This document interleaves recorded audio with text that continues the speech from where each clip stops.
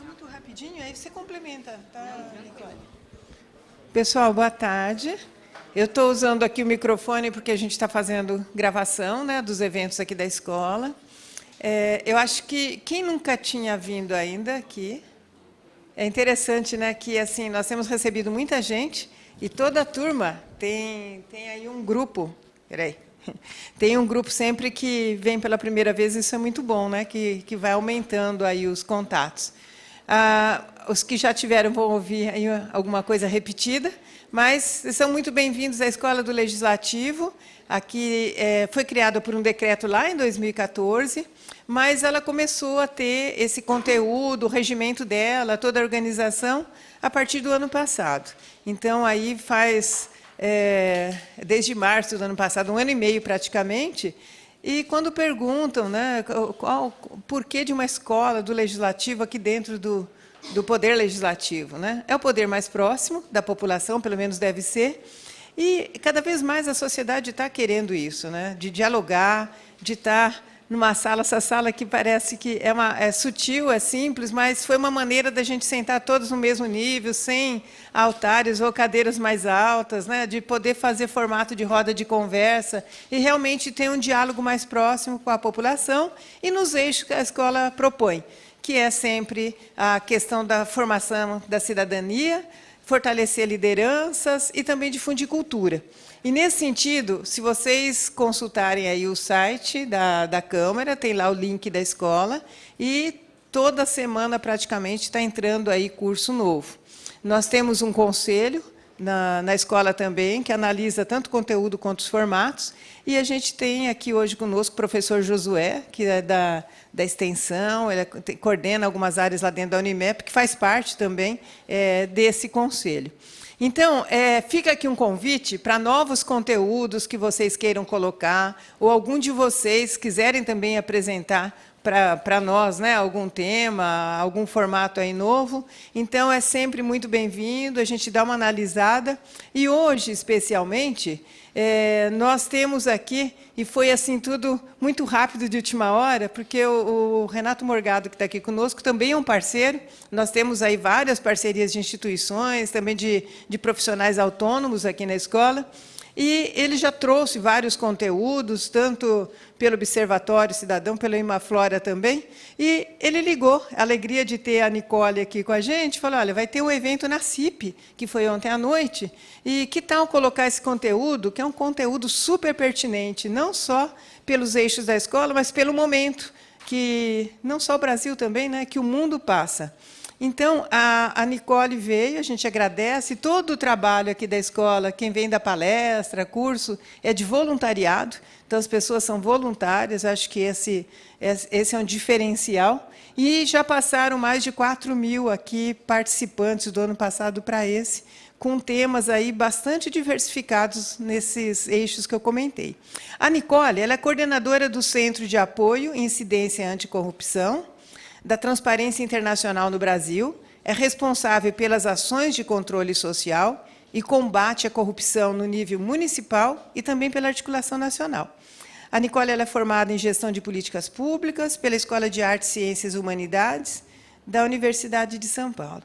Eu só esqueci de me apresentar. Eu sou Nancy Tami e estou vereadora, também estou diretora aqui na Escola do Legislativo. Então, vou passar para a Nicole, a gente tem 2 horas, ela vai ficar muito à vontade. Se quiser que alguém medie depois, ou você tocar até o final, a gente agradece muito aí, tanto a você quanto ao Morgado, pela oportunidade. Tá bom? Obrigada.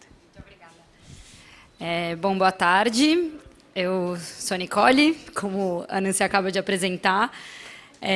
Acho que a ideia aqui é a gente fazer muito um bate-papo, uma conversa, então fiquem à vontade o tempo inteiro para me interromper, tirar dúvidas e a gente conversar mesmo, aproveitar da melhor forma o tempo. Queria também, o Renato está aqui, eu acho que dividir esse espaço comigo e complementar e conversar, eu acho que a gente não está fazendo isso sozinho, só com a Transparência Internacional, tem várias organizações e o Imaflora e o Observatório Cidadão de Piracicaba são grandes parceiros e estão aqui muito bem representados e para ajudar aí durante esse papo. Eu acho que isso aqui funciona, né? Bom, muito brevemente, o que é a Transparência Internacional, né, essa organização que eu represento. A Transparência Internacional é uma organização global, hoje presente em 110 países, são todos esses países que estão em azulzinho aí no mapa. E, recentemente, a gente voltou a ter o Brasil também pintado de azul. A Transparência Internacional, há 10 anos, atua no Brasil, porém sem um escritório local, né? A gente sempre atuou com organizações parceiras, como a Transparência Brasil, a Maribo Brasil, o Instituto Etos e outras organizações. E há 3 anos a gente está com um escritório local no país, que fica em São Paulo, e uma parte também da equipe que fica no Rio de Janeiro. Então, hoje, essa estrutura no país, ela foi fundada há 25 anos por um alemão, o Peter Eigen. O Peter Eigen, ele trabalhava no Banco Mundial, na parte de investimentos para a África.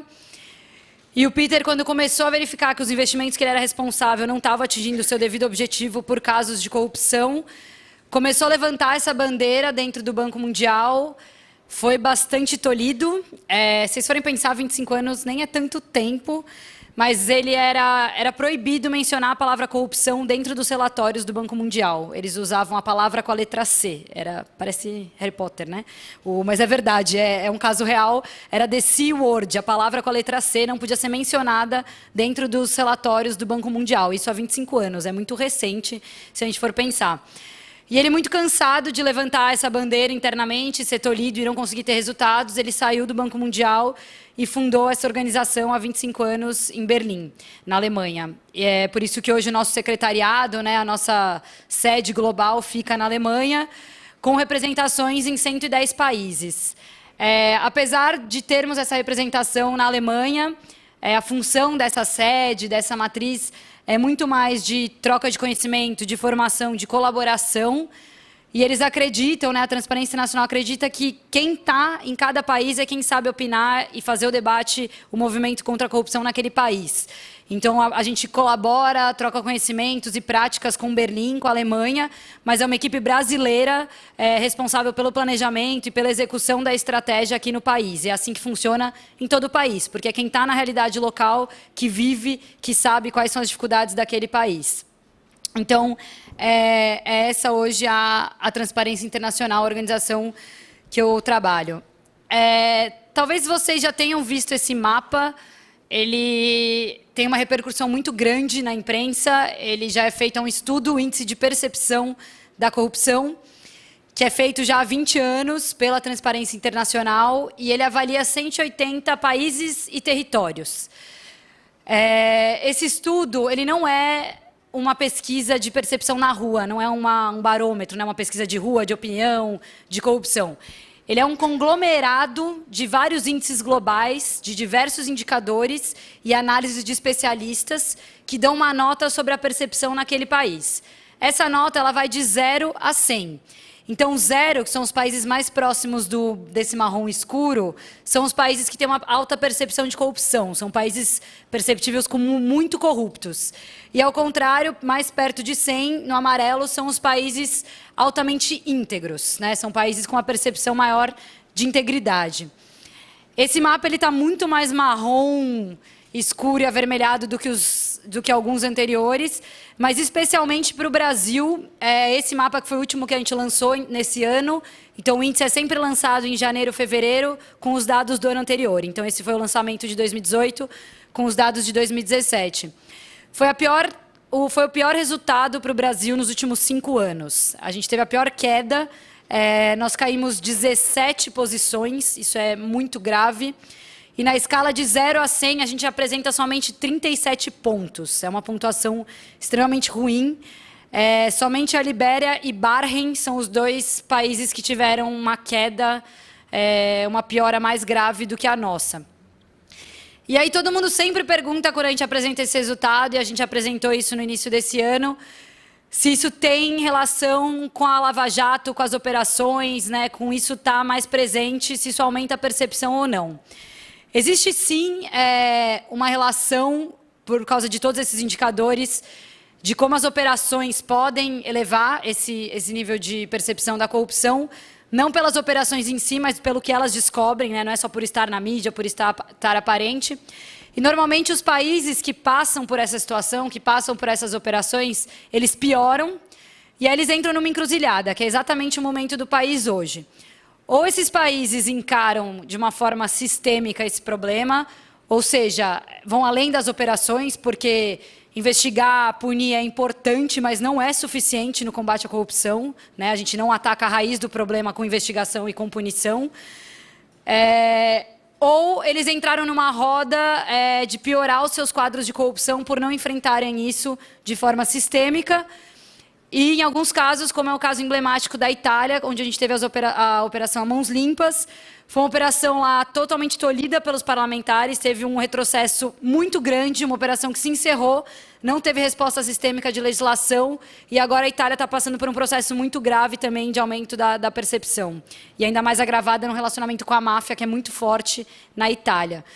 Então, é esse o momento do país, alinhado nesse cenário muito animador, eu sei.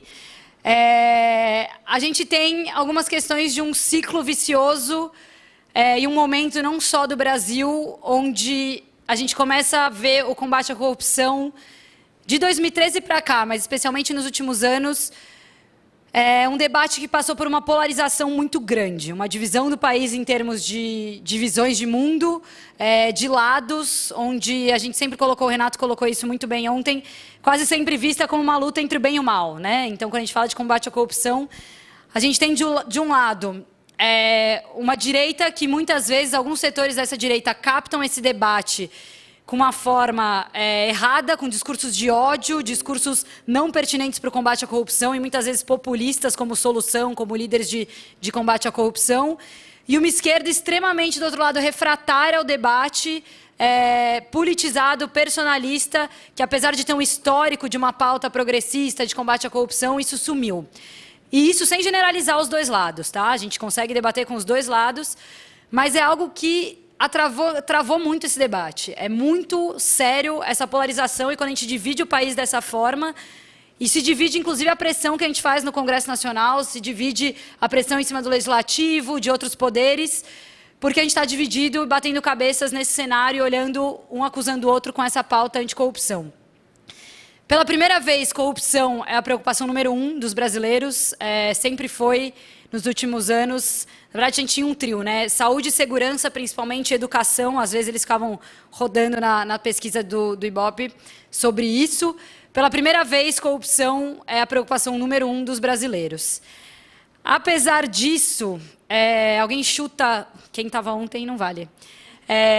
Quantas vezes o nosso presidente atualmente, Michel Temer, nos últimos 2 anos, desde que ele assumiu, quantas vezes ele mencionou a palavra corrupção nos discursos oficiais dele, dentro e fora do país? Alguém chuta? 2 anos de discursos. Discurso pra caramba. 3? Quem dá mais? Quem falou nenhuma? Acertou, nenhuma. É uma agenda que não existe, é uma agenda que o Palácio do Planalto não menciona, é uma agenda não reconhecida. Isso não ser mencionado no discurso do executivo, o executivo mais alto do país, o executivo que está sendo investigado. As únicas 2 vezes que ele mencionou essa palavra foi porque ele foi questionado pela imprensa e forçado a discutir o tema. Nos últimos 2 anos isso não é mencionado. Desde quando a gente começou a fazer esse monitoramento dos discursos, o El País fez uma matéria sobre isso, sobre esse levantamento da Transparência Internacional. No dia seguinte, o Palácio do Planalto tirou a ferramenta de busca dos discursos do ar e a gente não conseguiu mais monitorar as palavras do presidente. Ou seja, um retrocesso extremo também, muito grave em termos de transparência, depois que a gente começou a fazer essa exposição. Para melhorar, está animador, né? O meu cenário, eu estou sentindo que está muito bom para o país, está positivo. Então, eu vou piorar um pouquinho mais. Nesse cenário, a gente também tem uma dificuldade com a população. E a gente teve uma iniciativa de 2013 para cá, que não foi da sociedade civil, não veio da população, que foram as 10 medidas contra a corrupção. Quem aqui ouviu falar ou assinou as 10 medidas? Quem conhece a iniciativa? Uma boa parcela. As 10 medidas contra a corrupção foi uma iniciativa do Ministério Público Federal, dessa instituição, com medidas, né, como o nome fala, com propostas legislativas para, na visão dessa instituição, contribuir com o combate à corrupção no país. As 10 medidas, a Transparência Nacional apoiou essa iniciativa com ressalvas. Tinham medidas ali que nós éramos claramente contrários às medidas, algumas delas, o teste de integridade com o servidor público, o uso de provas ilegais, né, o uso de provas ilícitas, e outras que a gente via com alguma gravidade e éramos contra. Apesar disso, além disso, desculpa, o pacote ele tinha um olhar exclusivo de investigar e punir a corrupção. Tinha essa limitação, o que é totalmente compreensível, porque o Ministério Público, qual é o papel do Ministério Público? Investigar e punir. E vendo um pacote de uma organização do Ministério Público, era esse o olhar que tinha nesse pacote, um olhar limitado, ainda assim com medidas positivas e outras não, na nossa visão, muito perigosas. Com todas essas ressalvas, foi um pacote que coletou 2,5 milhões de assinaturas, isso não pode ser ignorado, ainda mais no tempo que foi. Foi um pacote que foi levado para debate no Congresso Nacional, e dentro das comissões temáticas, antes de ir para o plenário, nessa discussão, foi um pacote com um debate muito bom, um pacote que envolveu a sociedade civil, um pacote onde a gente conseguiu tirar algumas medidas dessas consideradas perigosas, com um debate muito qualificado. Mas, como eu falei que o cenário não era tão positivo, o Congresso Nacional, na noite da tragédia da Chapecoense, que vocês devem se lembrar muito bem, na queda do avião, exatamente nessa madrugada, onde a gente estávamos todos olhando para o avião, eles pegaram esse pacote, destroçaram o pacote, votaram contrários ao pacote e ainda colocaram uma medida em represália ao Ministério Público por propor um pacote contra a corrupção. Então, olhando para esse cenário, eu juro que vai ficar positivo, tá? Não tá. Olhando para esse cenário e para esse processo de construção, as críticas às 10 medidas, né? Como é que a gente sai desse imbróglio? A gente tem ali o nosso país quase num marrom escuro, uma queda grave no índice de percepção da corrupção. A Transparência Internacional se juntou com a Fundação Getúlio Vargas, a FGV, para iniciar um processo de construção, de diagnóstico e construção de qual é o pacote, qual é o tamanho desse problema, é um problema sistêmico no país, então a gente precisa de um pacote de medidas à altura para um problema que é sistêmico, né? Se o problema é grave, a gente vai responder com uma resposta do tamanho desse problema. E a gente iniciou um processo de construção coletiva que durou quase 1 ano e meio, para construir as medidas com a sociedade para combater a corrupção. Nesse processo foram envolvidos, inicialmente, 200 especialistas de diversas áreas, de diversas temáticas, de diferentes visões, formações e opiniões. A gente consultou quase 400 instituições brasileiras. Isso são organizações da sociedade civil, ONGs, órgãos públicos, empresas, são instituições de diferentes setores, foram quase 400 consultadas. Fomos atrás, pessoalmente, em reuniões, em oficinas, em conversar especialmente com as organizações que mais criticaram as 10 medidas, né, entre elas a Conectas Direitos Humanos, IBCCRIM, IDDD, diversas organizações que se manifestaram muito contrárias às 10 medidas. Teve até uma publicação, talvez vocês conheçam, que eram as desmedidas contra a corrupção ou as 10 medidas contra a Constituição. Então, fomos escutar isso, por que isso, e coletar essas opiniões. E a gente colocou, na fase dos especialistas também, acho que isso é bem importante, a Fundação Getúlio Vargas, com esse olhar acadêmico, ela trouxe uma metodologia muito importante para esse momento, chama revisão às cegas. Então, por exemplo, o Renato, ele é um especialista de acesso à informação, ele tinha uma proposta, tinha uma medida, ele escreveu uma medida, um projeto de lei, né, com base nesse diagnóstico. E aí a gente enviou para a Nancy, que é outra especialista de acesso à informação, fazer a revisão. Só que a Nancy não sabia que o Renato era o autor, e o Renato, quando recebe a revisão da Nancy, não sabia que ela era revisora. Exatamente para despersonificar, não são pessoas, mas são as ideias, as propostas, as medidas, e com isso a gente conseguiu colocar visões extremamente opostas, sem saber, construindo algo comum. Então isso foi a parte mais rica dessa visão de especialistas. E, por fim, a gente colocou em consulta pública, onde a gente teve 912 participantes contribuindo com comentários, com ideias, e dessas ideias, 379 propostas de emenda da população, isso foi na internet, de alteração a esses projetos. O resultado disso tudo são 70 propostas legislativas e regulatórias, é algo bem pequeno, que é esse livro aqui, que são as novas medidas contra a corrupção. Eu sei que ele assusta um pouquinho. Espera aí, deixa eu passar. Não sei se vai dar para ler. Mas por que 70, né? Já eram 10. Por que novas medidas e qual é a diferença disso? O que a gente mudou nesse pacote? Esse pacote ele é amplo porque, como eu falei, o problema também é amplo, né? O problema é grave, o problema no Brasil ele é sistêmico. E a gente não trata aqui, ao contrário das 10 medidas, só a visão da investigação e da punição. A gente trata aqui o problema desde o começo. Então, a gente passa aí, são 12 blocos. Essa agenda está dividida em 12 blocos, que são blocos que tratam desde a prevenção da corrupção, né, desde do primeiro processo de transparência, processo legislativo participativo. A gente tem ainda vários déficits na nossa lei de acesso à informação. É uma lei de acesso à informação que, por exemplo, os partidos não são submetidos a elas, os partidos políticos têm que ter uma maior transparência, então esse pacote submete os partidos a isso. A gente passa por regulamentação do lobby, corrupção no setor privado, até chegar na investigação e na sanção e devolução de recursos. Então é um pacote muito amplo que visa dar uma resposta sistêmica a um problema que é sistêmico. E aí eu acho que vale a gente destacar algumas delas, depois a gente entra no debate e conversa um pouco mais, mas para vocês terem um entendimento do que é esse pacote, da diversidade dele, né? Porque essas novas medidas. Uma das medidas de processo legislativo participativo, vocês conseguem citar alguma lei de iniciativa popular? Alguém lembra de alguma lei brasileira de iniciativa popular?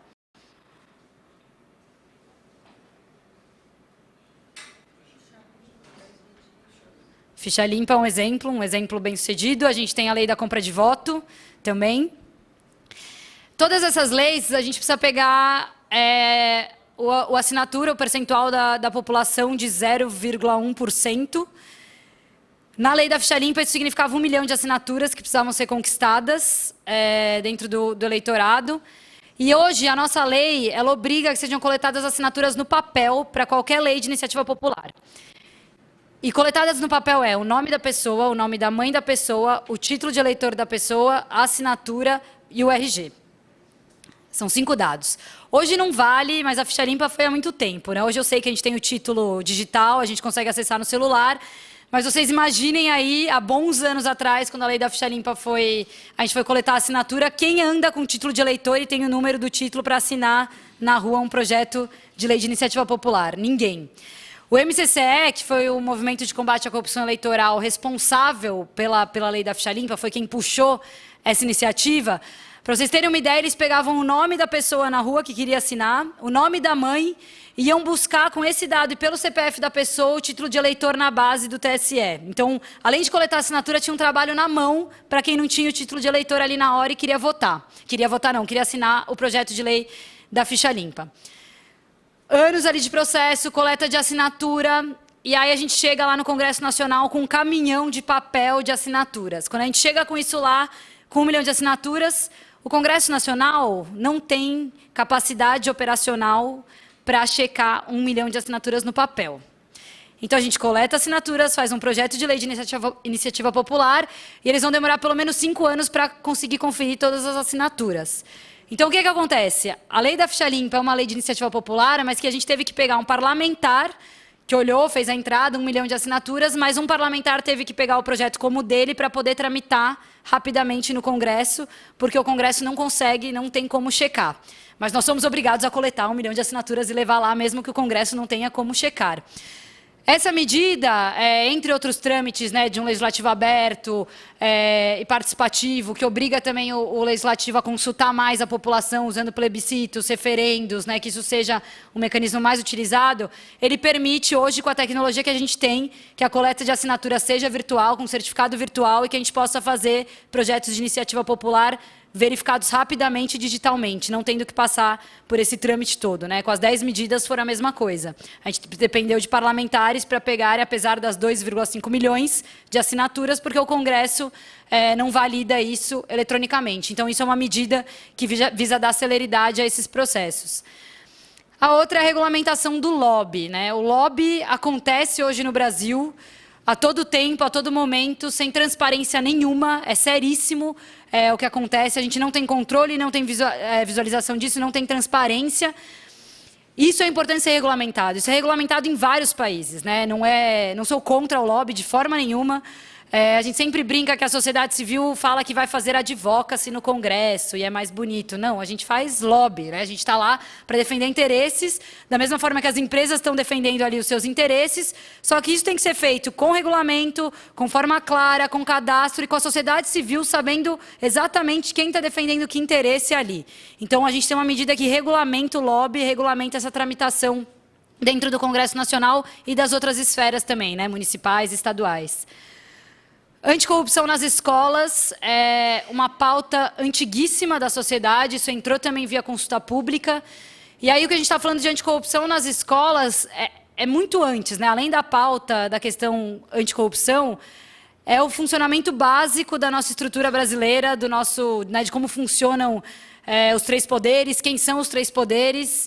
Semana passada eu estava em Vitória, a gente estava conversando com os cursos de jornalismo, relações públicas e relações internacionais, e eles levantaram exatamente essa questão, né? E a gente está falando ali de universitários da maior universidade do Espírito Santo, e uma delas levantou a mão e falou: Nicole, nunca, na minha vida inteira, na escola até hoje, na universidade, eu tive uma aula para me explicar como funciona o Poder Legislativo, quem são, como tramitam as leis, como se aprova, como é o Executivo, nunca.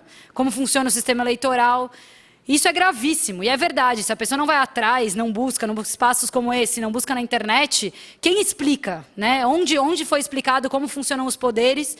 Isso é gravíssimo, porque é nisso que a gente peca na participação, é isso que a gente peca na compreensão, e como a gente exige isso da população, sendo que ninguém ensinou, ninguém explicou. Então, tem uma medida que trata de uma pauta transversal nas escolas de implementar isso dentro do currículo, sem atravessar as demais disciplinas.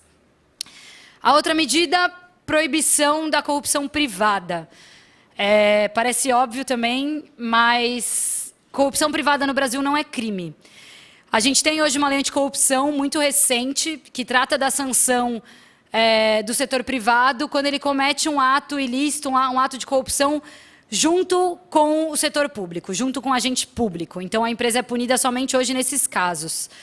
Mas em casos que a corrupção privada permeia, isso acontece sem o ente público, e acho que um caso mais emblemático é o futebol, né? Acho que todo mundo aqui tem muito orgulho da transparência da CBF, como é uma instituição, né, muito limpa, muito íntegra.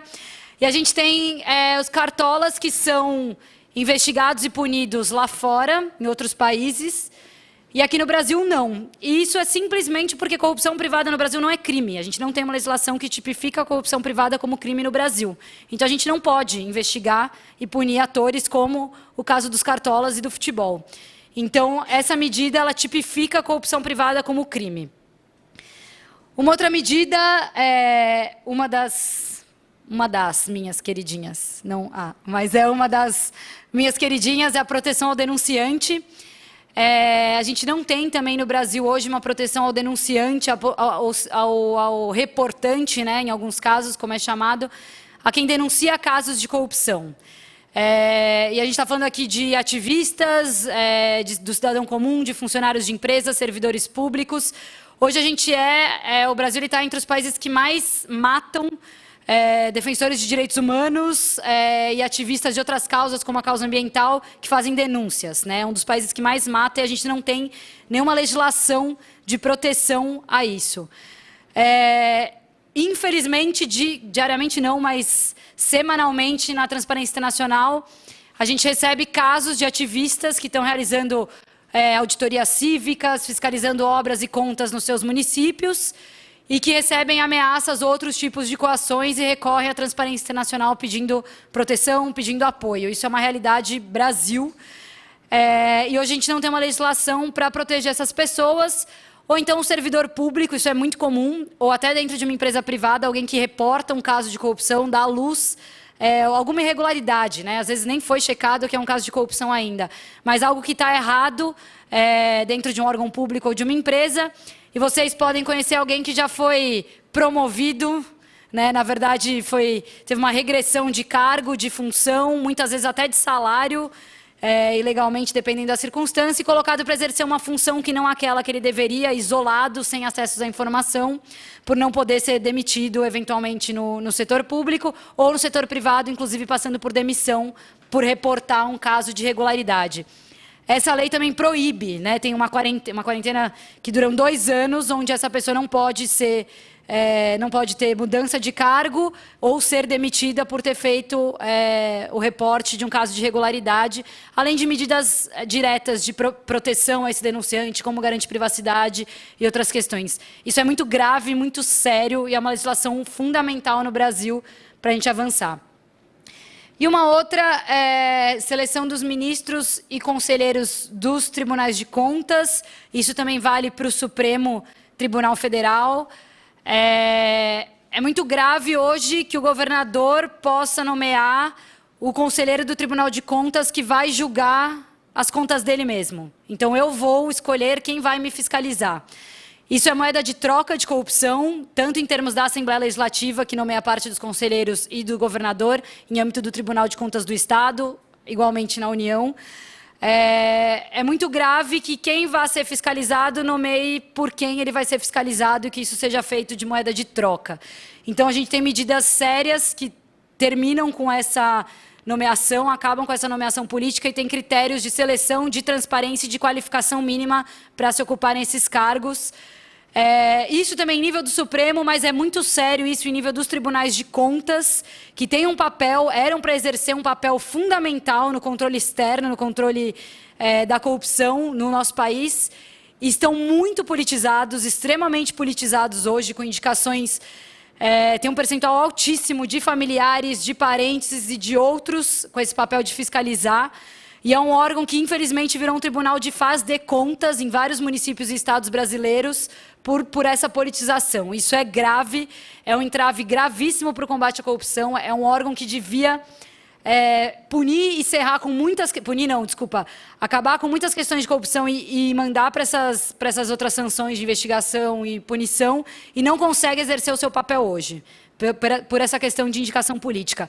Isso é grave. Recentemente, vocês devem ter visto no Rio de Janeiro, o caso lá de 7 conselheiros do Rio.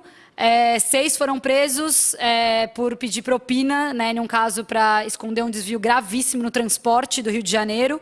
Na verdade, 5 foram presos, o 6º não, porque ele foi quem fez a delação premiada, então ele não foi preso, mas era um caso envolvendo totalmente o Tribunal de Contas, um escândalo gravíssimo envolvendo o transporte no Rio de Janeiro, a entrega de algo que é fundamental, impacta diretamente na questão de segurança e na questão da população, e o Tribunal de Contas, ali no nível dos conselheiros, totalmente responsável por esse caso de corrupção. Então, é grave, a nomeação e indicação política tem que acabar. E passa por diversas outras, mas acho que deu para ver a diversidade, né? A gente passa pela redução do foro privilegiado, então hoje são mais de 50 mil pessoas que têm foro privilegiado no Brasil, e dentro dessas medidas ficam só 16 pessoas com foro privilegiado. A gente passa pelo fim da aposentadoria compulsória como pena para o magistrado e para o Ministério Público. Então, hoje, quando a gente tem alguém do Judiciário, do MP, envolvido num caso de corrupção, qual que é a punição dele? Ele vai para casa, ele deixa de exercer a função, ele tem aposentadoria integral, ele continua recebendo o salário dele, e essa é a pena para quem está envolvido. Então, a gente termina também com a aposentadoria compulsória como pena para esses casos. E muitos, muitos outros, né, como o pacote é muito grande, muito amplo, isso tudo está na internet, está disponível para debater, para outras medidas, e a gente pode debater no final, se houver tempo. E aí, como a gente faz? Porque se não se aprovaram 10 medidas, como é que a gente vai fazer para aprovar 70 medidas, né? Não é fácil esse desafio. Para isso, a gente criou a campanha Unidos contra a Corrupção, uma campanha que foi lançada pela Transparência Nacional junto com uma coalizão de organizações da sociedade civil, organizações que trabalham há, no mínimo, 10 anos com a pauta anticorrupção no país. Então, o MCCE, que eu falei, da Ficha Limpa, o Movimento de Combate à Corrupção Eleitoral, Instituto Cidade Democrática, Contas Abertas, Instituto Etos e Observatório Social do Brasil. Foram essas 6 entidades que lançaram essa campanha, e que é uma campanha que, primeiro, tem um apelo para a sociedade olhar para essa causa, olhar para essa pauta, olhar para a questão do combate à corrupção com maturidade, com a forma como ela deve ser encarada, com todos os lados, né? Todo mundo importa nessa luta, ainda que com as suas visões, ainda com as suas diferenças. É extremamente importante que a gente olhe de forma séria e com a gravidade que esse problema representa para o país e impacta nas diferentes pautas e visões. E feito tudo isso, a gente vai aproveitar o momento que a gente tem esse ano, que são as eleições. É um momento muito estratégico, a gente tem uma arma bem poderosa com o voto, ainda que todas as distorções do nosso sistema eleitoral permitam debates. Temos medidas também que tratam aí de financiamento de campanha e outras questões, mas ainda assim o voto é extremamente importante. Eu acho que a gente tem uma atenção especial nessas eleições, a gente está muito preocupado com o presidente, a gente discutiu que agora a gente está muito preocupado com o vice, acho que aprendemos também a olhar para o vice, estão tendo debates de vices agora, isso é muito legal, é muito interessante, pelo menos a gente não lembra, né, a gente discutiu isso, que a gente não lembra de ter tido debate de vices em outras eleições, né, essas sabatinas de vice na TV, isso é muito legal, mas a gente tem que olhar para o Congresso Nacional. Isso é muito sério, isso é muito grave, com o presidente A, B ou C, com quem estiver ali em cima.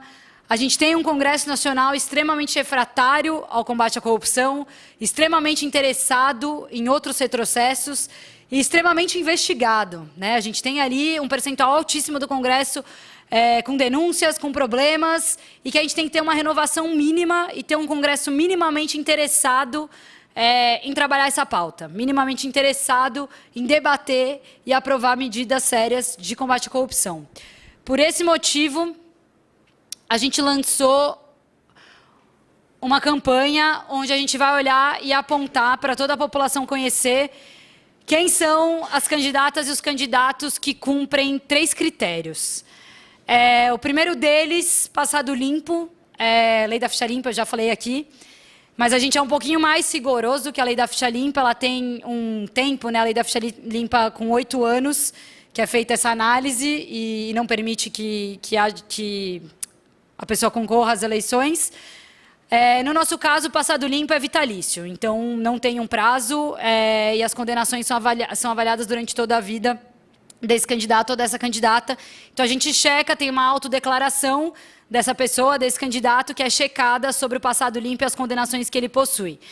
Condenações em primeira instância não vetam, isso não é considerado, né, um passado não limpo, mas ele é colocado na plataforma para exposição, porque o eleitor tem direito a saber quais são as condenações de forma simples e didática. Então, primeiro critério, passado limpo. Segundo, compromisso com a democracia. Combate à corrupção, a transparência internacional e essa coalizão de organizações não acreditam que o combate à corrupção se faça à custa de todos, de todos e passando por princípios democráticos. O rito democrático deve ser respeitado e o compromisso com a democracia é fundamental para a gente avançar de uma forma justa no combate à corrupção. Então, é checado também o compromisso desses candidatos com a democracia através de uma declaração e também de uma verificação, né, de discurso, de integridade e compromissos democráticos desse candidato. E, por fim, se ele apoia as novas medidas contra a corrupção, ainda que com ressalvas, sim, candidatas e candidatos podem ter ressalvas ao pacote. São 70 medidas. Eu duvido que se a gente for debater as 70 aqui, a gente vai concordar em todas elas. Eu não vou concordar com o meu time na Transparência Internacional com as 70. Isso aqui passou por consulta pública, isso aqui passou por muitas organizações e foi o mínimo comum acordado, referendado numa consulta coletiva da sociedade. Então, tem coisas aqui que todos os candidatos têm total direito de falar que são contra ou são a favor. É papel do parlamento legislar, por isso que a gente vota neles, mas é papel deles fazerem isso de acordo com o mínimo confiável. Então, se alguém vai falar, olha, eu tenho ressalvas a 69 medidas, né? Desculpa, não é um apoio às novas medidas contra a corrupção, mas ele pode manifestar ressalvas ou preocupações. Tem um bloco em especial, e que a gente debateu muito aqui em Piracicaba, sobre a questão do financiamento, né, dos candidatos agora, sobre o financiamento das eleições. E é um bloco que, de certa forma, a gente tem alguns alertas, alguns pontos que a gente destaca que ainda tem que ser melhor debatidos, e que essa eleição, que é a primeira, né, onde a gente tem integralmente aí, oficialmente, a gente não tem o apoio de empresas, né, o financiamento empresarial, de certa forma, um laboratório de como que isso funciona, como isso não funciona, o quanto isso aumenta o caixa 2 ou não. A gente tem uma medida que criminaliza o caixa 2 também. Então, tem algumas questões que, sim, ainda devem ser debatidas com mais profundidade, né, apesar de todo esse processo. Então, a gente está olhando para os candidatos e fez uma convocação, isso tem um pouquinho mais de uma semana na plataforma, convidando todos os candidatos ao Congresso Nacional, tá, gente? É somente deputado federal e senadores, porque é quem aprova essa legislação. Não comprometemos governadores, deputados estaduais ou presidenciáveis, porém, esses têm nos procurado, querendo conhecer o pacote, a gente recebe, e muitas medidas daqui podem, sim, ser adaptadas para o âmbito estadual. Então, candidatos queiram conhecer, incentivar seus colegas, seus partidos a se comprometerem, discutirem isso em âmbito estadual, tudo bem. Mas essa plataforma, ela olha para o Congresso Nacional, porque é com o Congresso Nacional que a gente vai trabalhar a partir de 2019. Então, as candidatas e os candidatos podem entrar nessa plataforma e demonstrar o seu compromisso. Não basta eles entrarem lá, acharem que é uma assinatura, eu assino, tudo bem, sou contra a corrupção. Não, é um questionário longo, um questionário que checa todos esses critérios que a gente falou, um questionário que passa por uma validação de uma equipe, então não é imediato, né? O candidato se cadastra e automaticamente está ali, não é isso. Ele tem ali um prazo de 7 dias corridos para aparecer o resultado dele no site, o compromisso. E vocês vão entrar lá e vão ver mais ou menos isso aqui. Isso aqui a gente tem um farol, onde a gente tem 3 situações.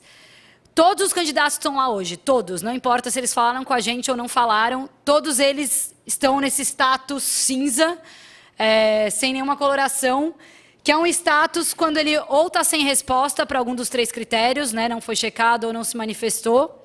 Então, ele fica, se ele não foi declarado ainda, não foi checado, passado limpo, ele não assumiu o compromisso com a democracia, e aí não foi checado, né, não teve ainda uma negativa nisso, e não aderiu às novas medidas, ele está cinza. Como esse cara aqui, por exemplo, se ele tem passado limpo, aderiu às novas medidas, mas ele ainda não aderiu ao Pacto pela Democracia, que é uma outra iniciativa que checa o histórico, se ele tem um histórico de compromisso com a democracia, se ele não aderiu, ele permanece cinza. Então, você fica cinza se para um deles você não tem uma resposta. Não importa se você tem um sim ou não, se você tem um sim para alguns, se um dos 3 critérios você não respondeu, você permanece cinza. Porque a gente considera os 3 com a mesma importância para realmente essa pessoa ser comprometida com o combate à corrupção. Se essa pessoa tiver um não, basta um não, tá? Não respondeu é diferente do não. Não respondeu, ele está neutro, ele não entrou ali, não se manifestou, é o isentão. O não, ele foi negado, então foi verificado que essa pessoa não tem passado limpo. Então, ela recebeu um não. Não importa se ela se comprometeu com as novas medidas, se ele tem compromisso com a democracia, basta um não para o farol dele ficar vermelho. É um sinal de alerta para o eleitor e falar, olha, veja bem, pensa bem se você for votar nessa pessoa. Por algum motivo, tem um dos 3 critérios que ele não passou. Pode ser que ele não apoie as novas medidas, não tem histórico de compromisso democrático ou não tem passado limpo. Então, ele fica assim. E, por fim, exemplares, os que a gente realmente incentiva, quem cumpre os 3 critérios. Então, candidatas e candidatos com passado limpo, compromisso com a democracia e que apoiam as novas medidas contra a corrupção, a gente acende uma luz verde onde é possível conhecer mais sobre esse candidato, onde é possível, inclusive, ter acesso à plataforma de financiamento coletivo desse candidato, debater, apoiar, divulgar e tudo mais. São as candidaturas que a gente vai contar ano que vem, quando a gente precisar, se elas forem eleitas no Congresso Nacional para aprovar e tramitar. Isso está assim lá, mas essa galera aqui, cinzinha, vocês podem entrar e pressionar. Então, a gente já recebeu, tem vários candidatos que eles só deram um apoio aqui. Eles não fizeram a declaração da ficha limpa com a checagem do passado, nem o compromisso com a democracia. E eles, estou sendo pressionado, e aí eu não estou verde ainda. Bom, você não está verde porque você só cumpriu um critério, né? Você tem que cumprir os 3. Então, a população consegue entrar e pressionar os candidatos que ainda ou não estão sabendo ou não se comprometeram. Isso é muito importante. A gente ainda não fez uma divulgação massiva disso, isso foi lançado na última sexta-feira. Já tem muitos candidatos que entraram, já estão bem ansiosos, porque a população está pressionando, então a gente já está vendo um retorno positivo. E a gente já tem alguns verdes também.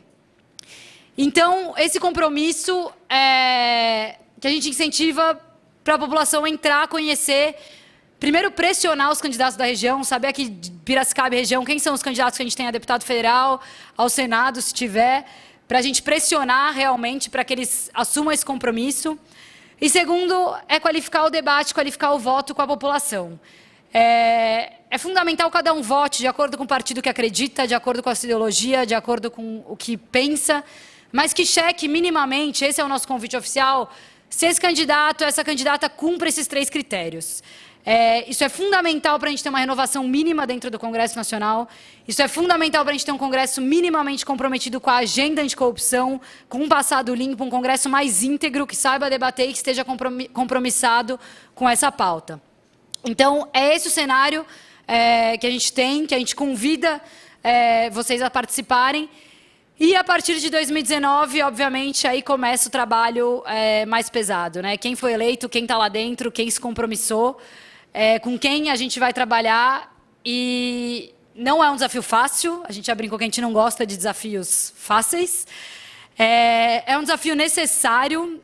A gente coletou aí em 2 meses, virtual, pela internet, já convido vocês também a entrarem no site e assinarem, quase 350 mil assinaturas de apoio a essa iniciativa, então isso é muito importante, a gente quer chegar aí no 1 milhão em outubro nas eleições, isso é muito importante em termos de pressão social também em cima do Congresso Nacional, de assinar, então dá visibilidade para essa campanha, mas eu gosto sempre de retomar a questão da ficha limpa, porque ela é muito emblemática, eu participei junto com o MCCE do processo da lei da ficha limpa, e quando a gente andava nos corredores no Congresso Nacional, teve um deputado, um parlamentar, que quando viu o movimento, estava no MCCE, ele falou, olha, vem cá, esquece essa lei, esquece isso daí, vocês não vão aprovar isso nunca. A gente, não, pode deixar, a gente vai aprovar, a gente tem mobilização, coletando assinatura. Ele, não, esquece, é mais fácil uma vaca voar do que vocês aprovarem essa lei. E a vaca voou, né? A gente sempre brinca que, de fato, a gente escutou ali dos congressistas falando, olha, desistam, vocês não vão aprovar. A pressão social foi muito grande, a sociedade comprou essa briga, a sociedade assinou e teve tuitaço, já tinha Twitter, já tinha outras redes. Teve uma mobilização popular muito grande de pressão ao Congresso e o homem público ele responde ao que é público. Foi essa pressão, além da conjuntura, obviamente, que ali também favoreceu, mas que foi fundamental para a gente conseguir aprovar a lei da ficha limpa. E é nessa mesma jogada que a gente vai aprovar as novas medidas contra a corrupção. A gente não vai aprovar isso de uma vez, isso aqui não é uma votação, a gente não consegue aprovar em uma mesma sessão, no mesmo debate, anticorrupção nas escolas e regulamentação do lobby. Então, vai ter uma plataforma também de monitoramento, quais são as pautas, quais são as aprovações, o que está em pauta para aprovar essa legislação a partir de 2019. Não vai ser de uma vez, mas a briga vai ser pela 70, né? A briga que a gente comprou, essa coalizão de organizações. Hoje já são mais de 85 organizações da sociedade civil que entraram nessa coalizão e que apoiam e vão apoiar esse projeto a partir de 2019. E eu convido vocês a conhecerem, a assinarem. Isso aqui está na internet em diversos modelos de acesso para todos os gostos. Tem uma versão hiper resumida, que são todos os blocos. Tem uma versão médio resumida, que detalha um pouquinho mais os blocos. Tem essa pequenininha também, que é bem fácil de ler. Mas ela é fácil mesmo, na verdade. Ela é longa, mas é porque aqui estão os projetos, as proposições legislativas na íntegra, né? O projeto de lei, como ele deve tramitar e ser discutido no Congresso. Mas antes de cada projeto de lei, tem uma página que fala qual é o problema, o que essa medida propõe como solução e como fica o Brasil se ela é aprovada, né? O que muda. Então, não necessariamente vocês querem ler a lei inteira, né? Mas ter essa página, pô, essa medida, ou esse bloco, eu gosto do bloco do setor privado, eu vou entender esse bloco. Não, a minha questão é ação popular, democracia participativa, tem esse bloco. Então, as novas medidas para conhecerem, debaterem e, de fato, se unirem, né? Entrarem nessa campanha. Tem diversos níveis importantíssimos de divulgação, tem aí artistas, influenciadores que estão entrando, querem apoiar, mas eu acho que cada um é em casa, né? No WhatsApp, com vô, com vó, com tia, com filho, com todo mundo, para realmente, olha, conheça e qualifique esse voto no Congresso Nacional, gente. O Congresso Nacional, nossos deputados e senadores, é fundamental, é muito grave, muito importante. Eu ouso realmente dizer que mais do que o presidente que a gente está escolhendo, não para vocês desqualificarem esse voto, prestem atenção também nele, mas é muito grave, né? O que o Congresso Nacional consegue barrar, a governabilidade que se tem, e o que a gente viu no processo das 10 medidas em diversas outras pautas, é a necessidade urgente de se mudar esse Congresso. e qualificar o debate e qualificar o voto. Pode falar. Ele não está na Biblioteca Municipal. Na verdade, a gente fez pouquíssimas versões ainda desse, por uma questão de custo, de simples financiamento. Não é barato fazer um livro desse. Mas a gente fez um financiamento coletivo, que acho que se encerra amanhã, uma vaquinha virtual de apoio à campanha para materiais, para essas atividades de educação e para o próprio sistema, para construir isso aí. E aí a gente está tentando ter mais versões dessas, minimamente para alguns espaços como isso, bibliotecas que pediram, universidades, onde a gente pode colocar o acesso. Mas eu sei que tem gente que prefere o papel, eu também sou uma dessas pessoas, mas ele está na íntegra virtual, tá? Para baixar, então quem tiver interesse, eventualmente ainda não ter o acesso a isso, ele está na íntegra na internet para o conteúdo. Tem alguns vídeos espontâneos surgindo também no canal do YouTube de pessoas que não fomos nós, que decidiram explicar as medidas. Então, tem pessoas que falaram, pô, que legal, eu quero explicar isso aqui, posso explicar, posso fazer um vídeo. Então, tem diversas formas de tornar essas 70 medidas mais acessíveis. Bom, acho que de primeiro era isso, um pouquinho do debate. Eu não sei, Renato, se você quiser complementar e trazer um pouquinho para o contexto regional, acho que é muito importante. E fica o convite, estou aberta a dúvidas, às perguntas, a contribuições, tanto aqui agora como depois, que vocês contem mesmo com a Transparência Nacional e que vocês se engajem. Assim, não tem, para mim, o processo da ficha limpa diz muito, né? Outra forma da gente avançar, de fato, nesse limbo e nessa pauta, se não for com uma participação muito forte da sociedade. Então, debatam, levem isso para todos os lados, para quem concorda, para quem discorda, qualifiquem esse debate, polarizem esse debate, discutam de forma qualificada com as pessoas e vamos trazer essa maturidade para esse debate do combate à corrupção, que é muito, muito importante. A Transparência Nacional, para a gente fechar também, a gente sempre fala, a gente não combate a corrupção por combater a corrupção, não é porque é legal, né? É um fim nela mesma. Nossa luta, nossa missão não é por isso, né? A gente combate a corrupção, é uma luta por direitos, por justiça social, por prosperidade, por paz. Porque é o que a corrupção atinge nesse país, é a forma como ele fere todo dia os direitos da população, como ele está nos serviços básicos da população, como todo dia o país, nas suas diferentes temáticas, diferentes pautas, é degradado por isso. Então, a nossa missão é por isso, né? Não é porque é legal combater a corrupção, é uma luta exatamente por tratar disso, né? E quem é impactado somos nós, todos nós. Alguns em maior medida em outras, a gente sabe e debate muito isso também, no interior do país, no sertão do país, nas periferias do país, como o impacto da corrupção é muito grave e como nós somos responsáveis por isso. Então, acho que é isso. Renato, também, se você quiser contribuir. Só uma pergunta. Todas.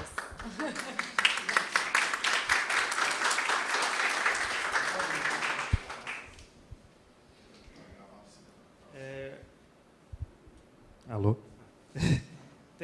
Eu não sei se foi o que eu entendi que você comentou, que uma das medidas que foi para aquele pacote que não foi votado tinha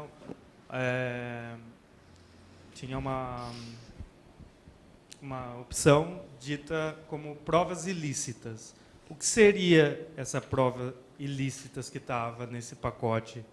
Seria provas que não foram a Polícia Federal ou o Ministério Público, digamos que seria uma prova, dando exemplos, como o telefonema da Dilma com Lula ou o telefonema do Aécio falando que ia matar o primo dele.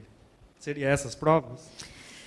Não necessariamente essas provas ou desses casos pontuais, mas a gente tem algumas questões de autorização de gravações, é um bom exemplo, mas que eles têm que ser autorizadas, ainda que a autorização não seja pública, né? Ainda que, porque tem diversas investigações que passam pelo privado. Então, por exemplo, hoje um problema, e a gente pode debater isso com o menor caso, por exemplo, eu fazer uma gravação aqui não autorizada, quero tirar alguma coisa aqui da câmera, estou aproveitando o espaço que eu estou.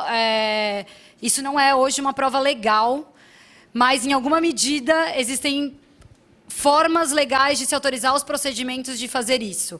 Porque as provas ilegais, elas também têm um perigo de serem não só plantadas, mas fraudadas também, por não ter o controle. Não sei se você quis dizer complantadas ou não, mas a questão delas serem fraudadas é muito maior e muito mais perigoso.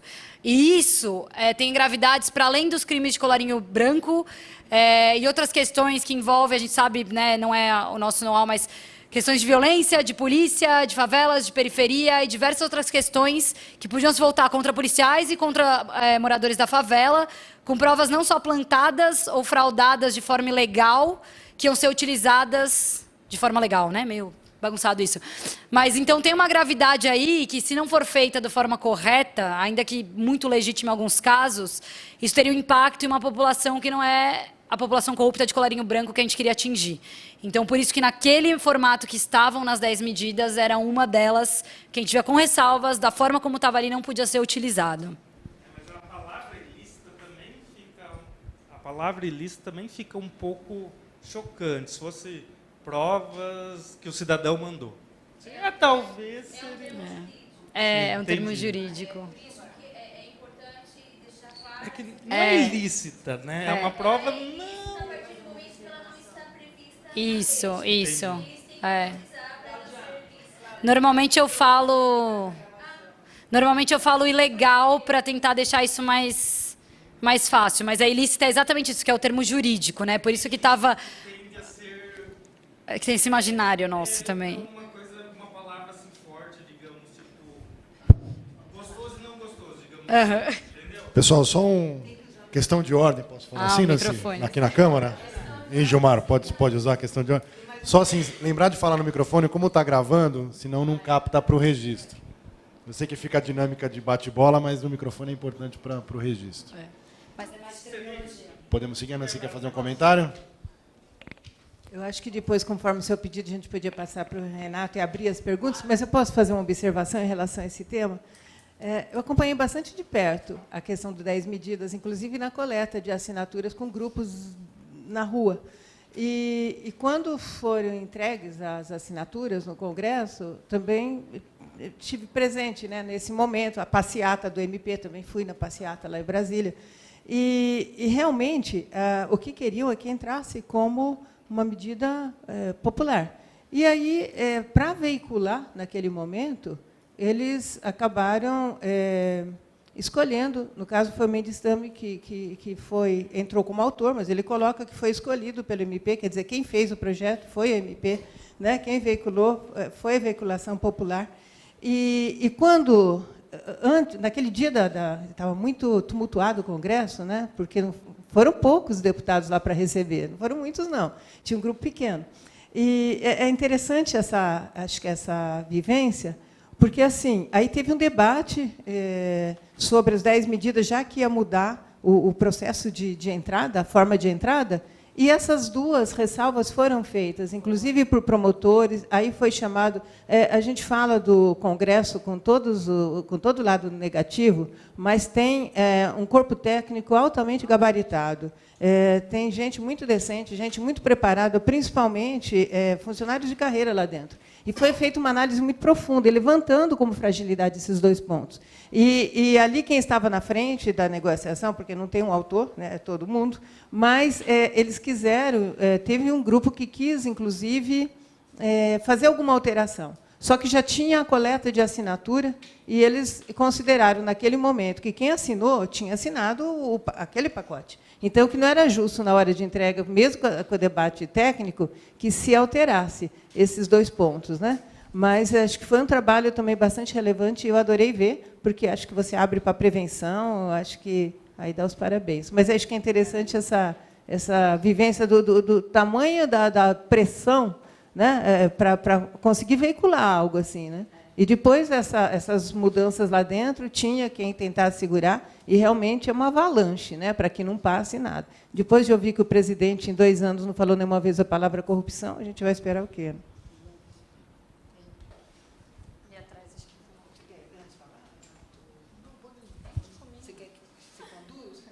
Ele tem uma pergunta ali. Posso sentar? Dá para me ver?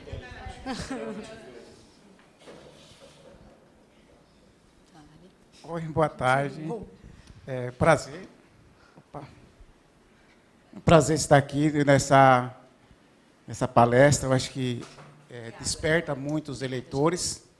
Eu acho que a gente está no momento de estar aprendendo como estar dando seu voto e escolhendo seu candidato. E, por essas razões, a gente tem participado muito e visto, né, por essas medidas que são aí, que a gente está vendo na mídia. E aí tem esses fake news aí, né, que é um debate muito forte aí para saber. Mas eu queria fazer só um comentário, como você citou aí do meio ambiente. Um grande defensor que a gente lembra há muitos anos, que foi Chico Mendes, né? Então ele começou, né, numa luta, numa forma de combater aos descasos, as percepções, e aí foi nos legislativos, nos judiciários, e parece que nada se resolveu. E ele foi continuando, e até que, enfim, abateram ele. E as leis, logicamente, foi citada uma, e daí foi ampliada as outras. Não bastaram essas leis, vieram a Doris Stein também, que foi uma grande lutadora. Assim, o que seria, só para a gente fazer uma reflexão, qual é o próximo, eu acho, aí eu pergunto, é uma questão própria, qual é o próximo pessoa, defensor do meio ambiente, do mundo? Eu vou falar do Brasil, né? Certamente que tem uma pessoa do Brasil que é fortemente defensor. Qual é essa pessoa que está mais à frente, que possa ser o próximo? Porque os grileiros estão lá na região sul, sudeste, né? Que tem grandes propriedades, grandes isso e aquilo. Eu queria só saber, fazer uma reflexão, porque tem leis que combatem, e a corrupção também vem por aí, né? Por grandes propriedades. Você vê recentemente aí o pessoal aí vendendo carne podre, né? Os frigoríficos aí que deu JBF, né? Foi uma JBS, que foi uma grande coisa aí que deu repercussão no país. Eu só queria para ver, porque tem um grande defensor do meio ambiente. Eu acho que essas duas pessoas que me lembram muito bem, e todos nós fomos Chico Mendes na época, porque grande defensor, e daí não bastou ele, veio a Doris Stein. Quem sabe, tem outras pessoas também, na mesma sabedoria dela, ou até maior. Só isso. Um abraço. Obrigado. Obrigada. Eu acho que é mais uma reflexão, né? Eu não sei se eu teria uma resposta, mas eu vou passar para o Renato, que é do Imaflora, dessa pauta ambiental, e que também olha para a pauta de governo aberto, do Observatório Social Cidadão. Não sei se ele tem alguma... Trazer esse? Posso fazer um comentário breve, já algumas reflexões para continuar a rodada, né? Então, cumprimentar a Nancy, o Gilmar Rota, muito bom aqui o vereador também, e a todos presentes. Acho que só referenciar a escola é uma das grandes conquistas da cidade, muito em função do trabalho de vocês, né? Um espaço de cidadania, que é uma das propostas, né? Que está ali em nível federal, que é as instituições públicas assumirem esse papel de educação para a cidadania, e a Escola do Legislativo é um ótimo exemplo já disso acontecendo na prática, né? E em pouco tempo já atingir tanta gente.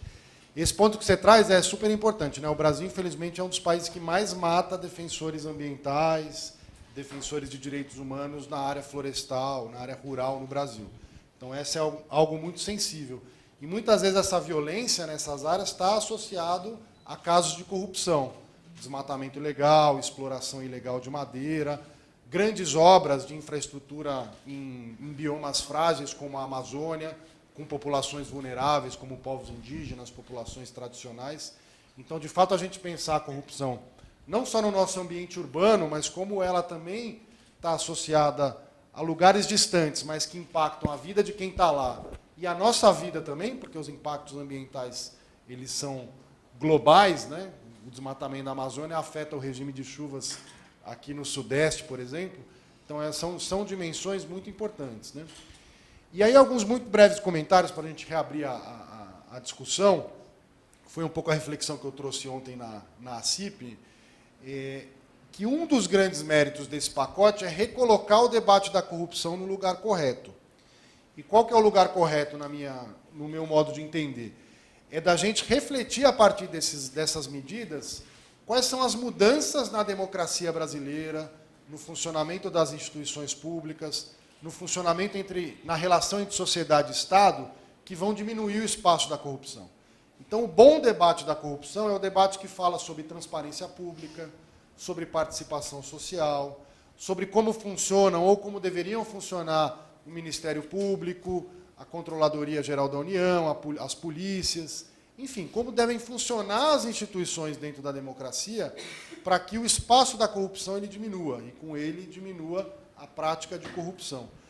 Porque o debate da corrupção, a Nicole bem apresentou, ele tem algumas armadilhas que às vezes a gente cai, e aí a energia da indignação da sociedade ela acaba se dispersando, né, por essas armadilhas. Então não é um debate entre direita e esquerda, entre o bem versus o mal, não é por uma solução autoritária que a gente resolve o problema da corrupção, né? Não é, eu acho que não passa, é um tema que dá para debater bastante, mas não passa em relação ao tamanho ou não do Estado. Se vocês perceberem ali no ranking da Transparência Internacional, os países onde tem mais percepção de integridade são os países nórdicos, onde a carga tributária é maior que a brasileira. Com isso eu não estou defendendo que aumente a carga tributária, eu só estou dizendo que a relação não o Estado é grande, então ele é corrupto, então vamos privatizar tudo, porque aí a corrupção acaba. A corrupção pode acontecer no Estado pequeno ou no Estado grande. O que vai dizer sobre a corrupção é a cultura da sociedade, o grau de transparência do funcionamento do Estado, tudo que eu disse antes. A gente pode discutir, deve discutir o tamanho do Estado, quais são as responsabilidades do Estado, mas a gente não pode usar a pauta da corrupção para acabar com a capacidade do Estado em prover educação, em prover saúde, em prover serviços básicos, né? E o debate da corrupção, às vezes, ele escorrega por esses meandros, e aí a nossa energia de debater essas grandes mudanças, ela fica menor, né? Quanto desses temas vocês viram sendo debatidos no Brasil nos últimos anos? Foi muito debatido ou pouco debatido esses temas que a Nicole trouxe? O que vocês acham? Pouco. A gente estava debatendo se a corrupção era do partido X ou Y, se quem roubou mais é porque roubou a Petrobras ou a merenda dos alunos, né? Então, o debate ele fica meio nesse âmbito, e estou usando exemplo de dois lados porque é justamente para onde as coisas vão, e a gente não está debatendo o que interessa, que é a mudança do funcionamento da nossa democracia. O que não está funcionando e o que precisa funcionar melhor, né?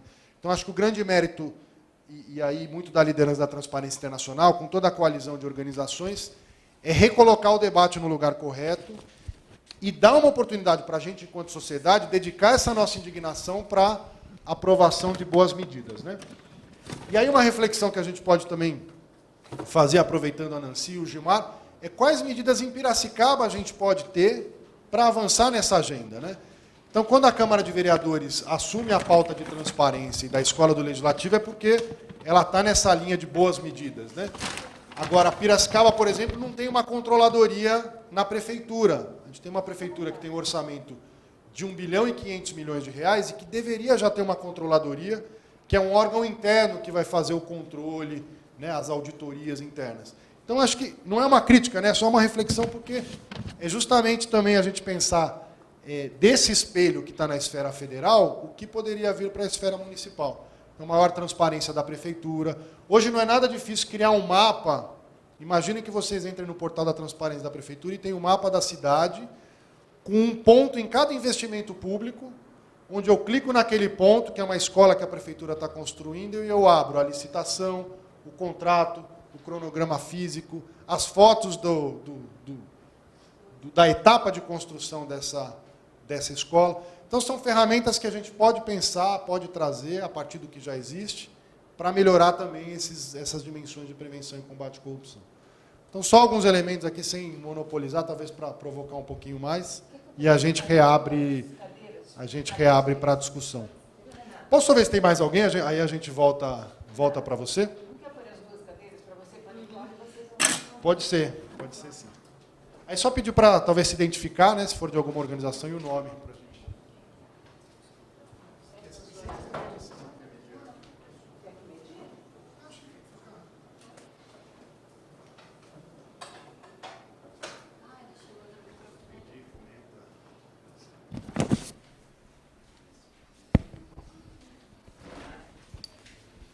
Boa tarde a todos. Meu nome é João Silveira, não sou de nenhuma organização. Sou cidadão e contribuinte aqui em Piracicaba.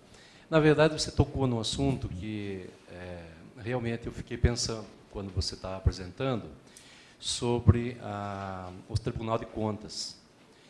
E é uma coisa que sempre, né, quando aparece um escândalo das arenas, esses escândalos grandes do Brasil, e também no município, em outro lugar, a pergunta, né, do povo, das pessoas que não compreendem, fala, mas como que nós temos um Tribunal de Contas?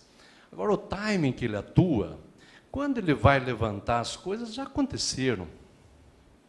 Ou seja, todo esse dinheiro nosso, que agora está, nossa, o Maracanã foi 2 bilhões, não sei o que, quer dizer, como uma empresa, quando você tem um orçamento, você vai executar alguma coisa, ali tem níveis de aprovação, onde as pessoas assinam por sua responsabilidade.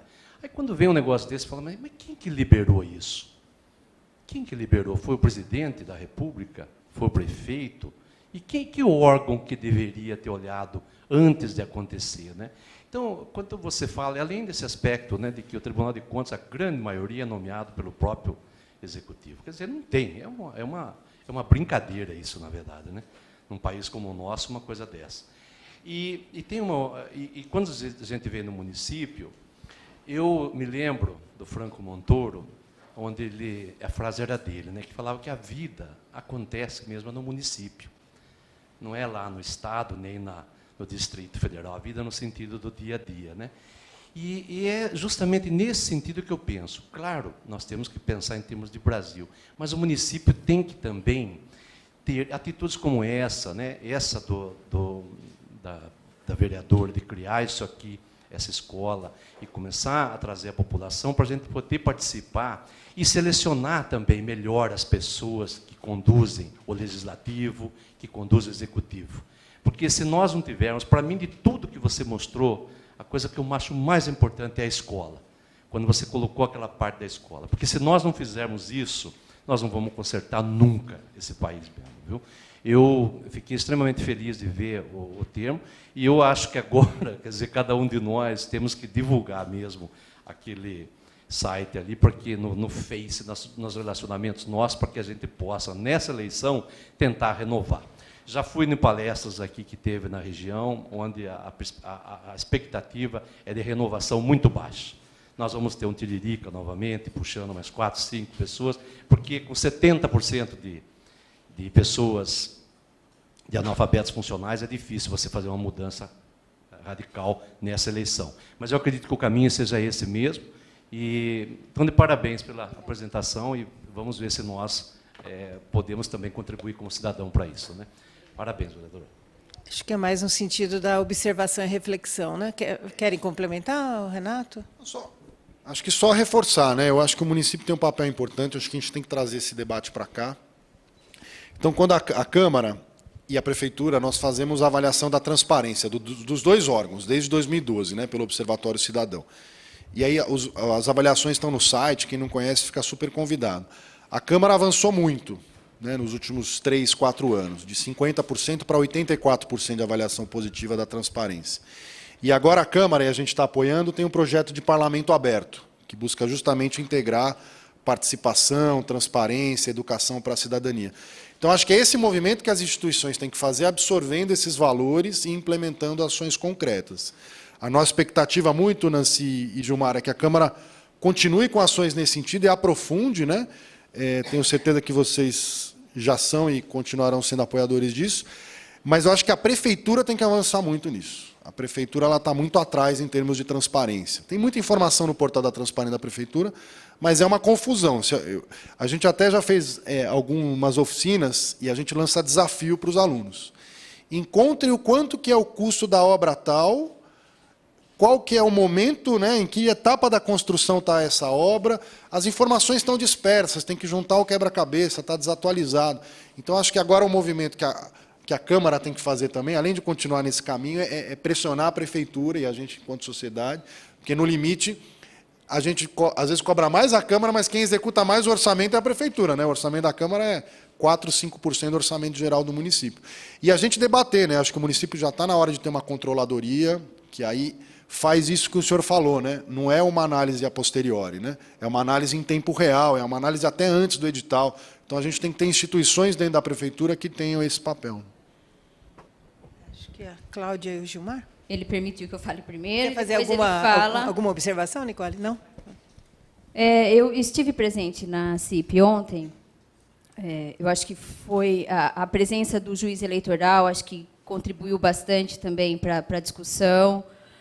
E aí, assim, desde ontem, né, digerindo tanta informação, tanta coisa legal que a gente ouviu, mas, ao mesmo tempo, me preocupei com algumas questões que a gente entende que os movimentos eles surgem, eles vão acertar, eles vão errar em algum momento, mas eles precisam se fortalecer. Então, e aí nós chegamos... Você falou hoje de novo sobre a questão da corrupção privada. Porque eu acho que a gente bate muito no setor público, assim como o Renato acabou de falar, né? A gente bate no legislativo, mas o executivo é que tem 95% do orçamento da cidade. Então, assim, tem algumas distorções até da visão como é posto para a sociedade. E aí, assim, a corrupção privada, ela é que fomenta a corrupção pública. É dela que vem toda a essência, né? E toda a institucionalização. Vocês citaram o exemplo do Rio de Janeiro, o Pezão, o Cabral, é a pontinha do iceberg. Né? Hoje você tem uma gama institucionalizada de corrupção e, infelizmente, um estado maravilhoso como o Rio de Janeiro, passar por tudo que ele está passando, não diferente do que o estado de São Paulo possa estar também acontecendo, só que aqui a maquiagem está bonita ainda. Né?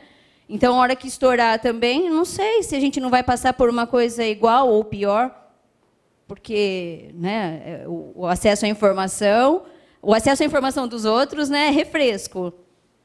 Porque o governador, por exemplo, ele limitou o acesso a informações de segurança por 50 anos. Né? E aí, assim, eu fiquei pensando muito, corrupção privada. E você falou, corrupção gera desigualdade. Então, para mim, corrupção gera desigualdade e sonegação é corrupção.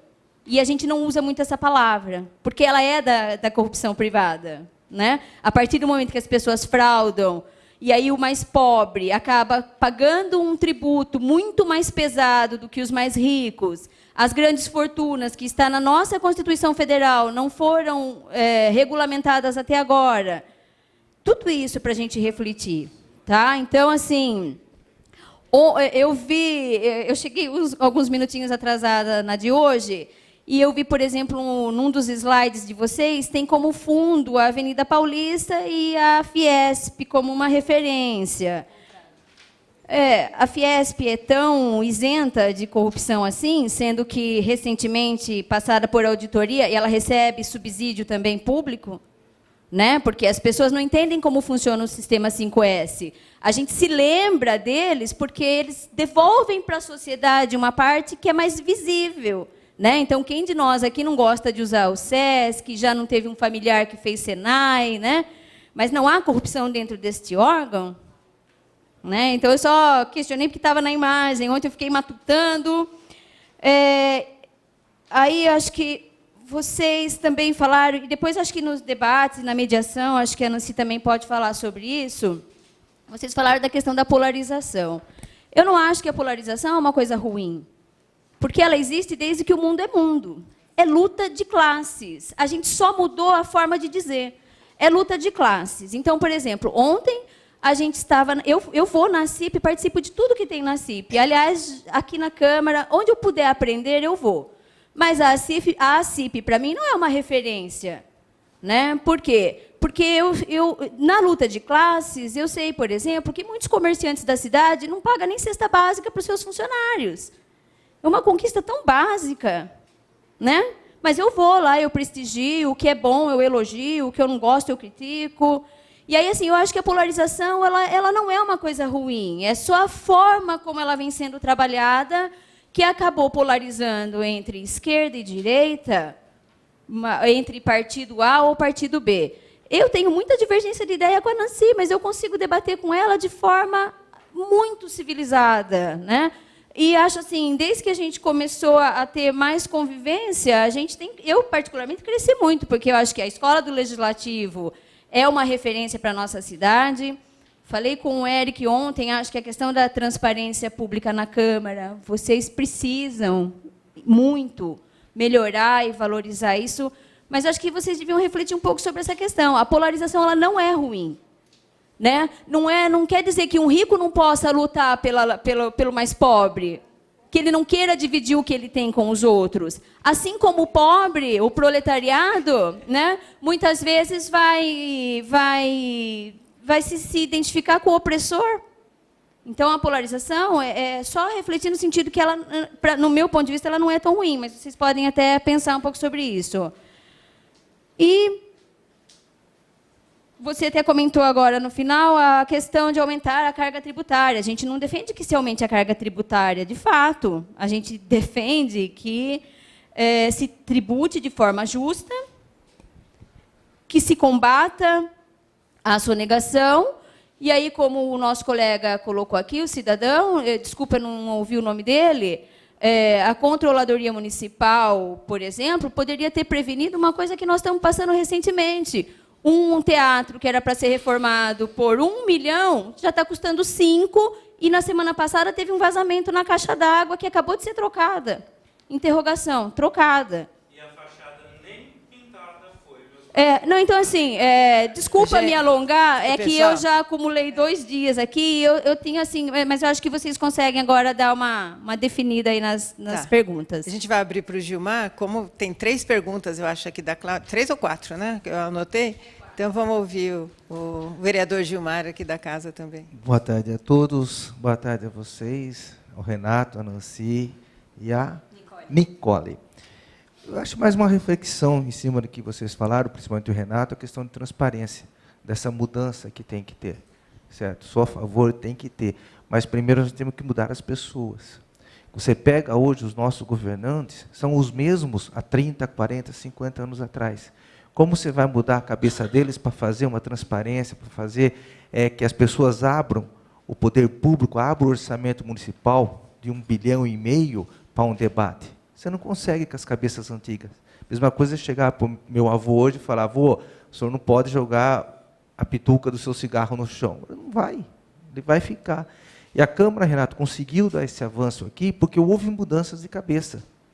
Certo? Você viveu aqui dentro da Câmara, você sabe o que acontecia nessa Câmara lá atrás, e está vendo a mudança que teve hoje. A Escola do Legislativo, com a vinda da vereadora Nancy para esse prédio, para a Câmara, a escola já existia, você lembra disso? A escola já foi aprovada pelos vereadores há anos atrás, só que nunca foi colocada em prática, porque as cabeças não queriam colocar, porque não queria abrir espaço para debate, para essas mudanças. Com a vinda da vereadora Nancy para cá, e ela assumindo essa escola, criando de fato a escola, muda-se muito. Então, você pega essas eleições que nós vamos estar aqui há menos de 30 dias aí para acontecer. Quem que é o novo? Quem que está chegando de novo? Não tem. Não tem. Nem a nível presidente, nem governador, nem deputado, senador. Não tem ninguém de novo. Como você, Nicole, com todo o seu projeto, que é lindo realmente, eu andei lendo algumas coisas já, pelas folhas, pelos jornais, alguma coisa, mas é assim, é o que infelizmente falaram para vocês lá dentro, é mais fácil uma vaca voar do que você conseguir provar. Vocês vão ter uma luta muito grande o ano que vem, porque infelizmente o cenário está se fechando para as mesmas pessoas, para o mesmo pessoal que está lá, com processo na costa, com ação no judiciário e tudo mais. Pesquisa eleitoral, infelizmente, quem está liderando a pesquisa, quem é? O cidadão que está lá em Curitiba. Está liderando as pesquisas presidenciais. Mesmo já o Supremo falado que ele não pode ser, ele continua na frente. Daí o vice dele acaba ganhando, e daí quem vai administrar esse país? Ele de dentro do presídio. Porque o vice vai correr atrás dele. Corremos esse risco. É um risco de fato. Parem e analisem. Nós corremos esse risco. Corremos. E ele sai da prisão agora no final do ano, ele está inelegível, mas ele pode ocupar um cargo de ministro da Casa Civil. E aí? É um risco que nós corremos. 65% da Bolsa Família é da região, lá do Nordeste, da região dele. 65% recebem por lá. Por isso que ele está forte. Certo? Então, infelizmente, o cenário político nosso, infelizmente, nessa eleição, infelizmente, eu não sou candidato, sou apenas vereador em Piracicaba, não sou candidato, tá? Mas eu não vejo com bons olhos, infelizmente. Nem a nível estadual, nem federal. Tá? Na Lise Piracicaba, a vereadora Nancy, hoje, se as eleições municipais fossem hoje, que liderança nova nós teríamos para concorrer? Não teríamos lideranças novas. Candidatos a prefeito, qual novo estaria surgindo com essa proposta de vocês para tentar mudar? A Câmara deu um passo até que está de parabéns. Tem que continuar melhorando, tem que continuar investindo na transparência, tem que continuar abrindo a porta com essa nova proposta da vereadora Nancy. Eu acho que abre um grande espaço. Mas, infelizmente, ainda as vacas continuam rodando a gente. Temos que dar um jeito de tirar elas. De repente, fazer um trabalho, vocês, com todo esse trabalho de vocês, a cabeça do cidadão para procurar o diferente, a pessoa nova diferente. Você pega a verba do fundo partidário, que são, até usei a tribuna semana passada para falar, uma coisa mais de 5 bilhões, está na mão de poucas pessoas, de quem já está lá no poder, e eles não prestam conta, sabia? O fundo de partidário não é necessário prestar conta. Entendeu? Então é difícil. O primeiro que tem lá é o MDB, o segundo o PT. Tem que mudar. E para mudar isso, como fazer para mudar isso? Tomara a Deus que seja aprovada. Tomara a Deus. Mas vocês vão ter muito trabalho lá dentro daquele congresso. Tá? Muito trabalho. Agora tem que mudar. E aqui na cidade, Renato, para ter certeza, a Câmara, essa nova mudança que aconteceu, você acompanhou muito bem, você foi, através de você, da instituição de vocês, a Imaflora e outras, né, o Reage, a Piracicaba, contribuíram para que essa mudança acontecesse, certo, Nancy? Contribuíram. Uma forma um pouco mais agressiva, uma forma um pouco mais incisiva, mas houve essa contribuição. Isso é importante. Hoje, a contribuição de vocês não precisa ser daquela forma, é conversa, através da escola, através da vereadora Nancy, através do diálogo que vocês estão tendo com a administração da casa. Então, houve essa abertura. Tá? E isso tem que continuar. Tem que levar à frente isso aí, porque aqui nós somos de passagem, eu estou de passagem, o vereador aqui está de passagem, a vereadora Nancy está de passagem. Isso aqui fica. O dinheiro público fica para a população. Tá? Então, parabéns vocês, parabéns pelo trabalho de vocês, tá? Mas nós temos que mudar a cabeça do eleitorado, criar lideranças novas. Lá atrás, eu lembro, vereadores vinham, lembro da Ivete Madeira, foi eleita presidente do centro comunitário, e o centro comunitário elegeu ela vereadora, ela veio de uma base, hoje não. Hoje, veja quem são os políticos do nosso país, de onde que ele vem, eleito por onde e como. Obrigado a vocês. Pessoal, pelo horário, se tiver mais alguma pergunta, mas bastante objetiva para a gente colocar no bloco, só para... Acho que tem alguém que não fez ainda. Quer fazer, vereador? Olha, então nós temos duas aqui. Eu deixo no final. Só um minutinho. Vamos. Meu nome é Gustavo, eu sou secundarista, eu estou no ensino médio ainda. Eu queria perguntar sobre a questão do fundo partidário, que ele colocou agora em pauta. A questão, eles recebem 1,7 bilhão, se não me engano, para 35 partidos, né? E 35. Eu queria perguntar sobre a questão também que o projeto dessa lei que foi feito, que empresas não podem mais doar, né, para os partidos, foi feito pela galera da Unicamp, ano passado, se eu não me engano, e eles não conseguiram, eles só conseguiram que essa MP não, CPL, eu acho, é uma PL isso? Eu acho que sim, das empresas. É uma PL. Na verdade, foi retirado o direito das empresas dentro da legislação liberal. Sim, e essa galera, a galera da Unicamp pesquisou isso, eles fizeram essa pesquisa, eles propuseram isso para o Senado e para a Câmara, só que eles não aceitaram. Daí um deputado, ele pegou para ele e adotou, que nem você falou que um deputado fez isso, a mesma coisa, e foi aprovado isso. Só que a questão é que uma outra coisa entra em pauta também. É que uma pessoa física pode doar 10% da renda que ele possui para os partidos. Só que é muito diferente uma pessoa que tem uma renda que é absurdamente grande e uma pessoa que tem uma renda pequena. Isso não dá brecha para que exista muito mais corrupção também, porque geralmente a pessoa que tem uma renda muito alta também é dono de negócios, entendeu? Enfim, essa é a minha pergunta. Tá.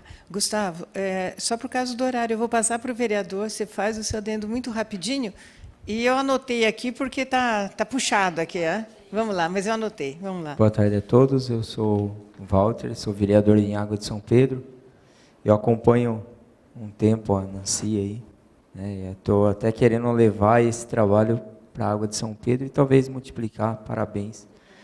O que eu queria saber, né, foi até falado aqui, em relação às contas públicas, quando o TC rejeita e manda para a Câmara, se está dentro do projeto, e eu mudar isso. Porque o que acontece? Eu tive agora recente, as contas do prefeito foram rejeitadas para o tribunal e foram para a Câmara. Eu acho um absurdo, porque nós não temos corpo técnico dentro da Câmara de Água de São Pedro para avaliar essa questão. Talvez a de vocês tenha, que tem um corpo enorme, jurídico concursado. Lá em Águas não tem concursado, é tudo comissionado. E é bem político, se eu sou amigo do vereador, eu coloco ele no meu jurídico e ele vai me orientar. Então, isso é um âmbito aí que cada vez vai piorando. Então, eu vejo assim, e eu tive que analisar essa questão, e nós tivemos o curso aqui do Tribunal de Contas, lembra disso? E eu fui olhar justamente o que foi apontado.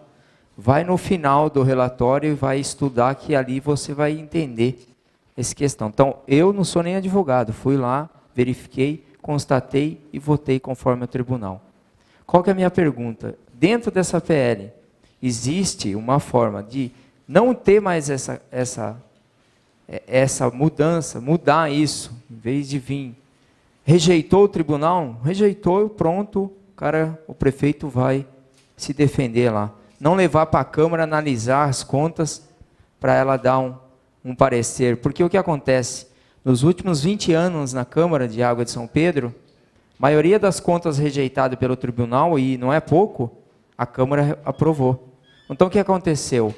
O prefeito ficou liberado para ser candidato e ele veio a ser candidato novamente, né? Então, não tomou improbabilidade administrativa e veio o candidato novamente e está na Câmara um deles, né? Ele está lá com recurso, está em segunda instância e ele está ocupando uma cadeira.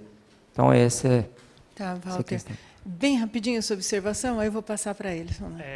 Eu não me apresentei naquela oportunidade, então eu sou Murilo, eu sou cidadão, não sou de nenhum partido, sou formado pela Unimep, contador, e quando você falou de carga tributária, sim, nós temos uma carga tributária muito alta, porém nos produtos e serviços, e não na renda.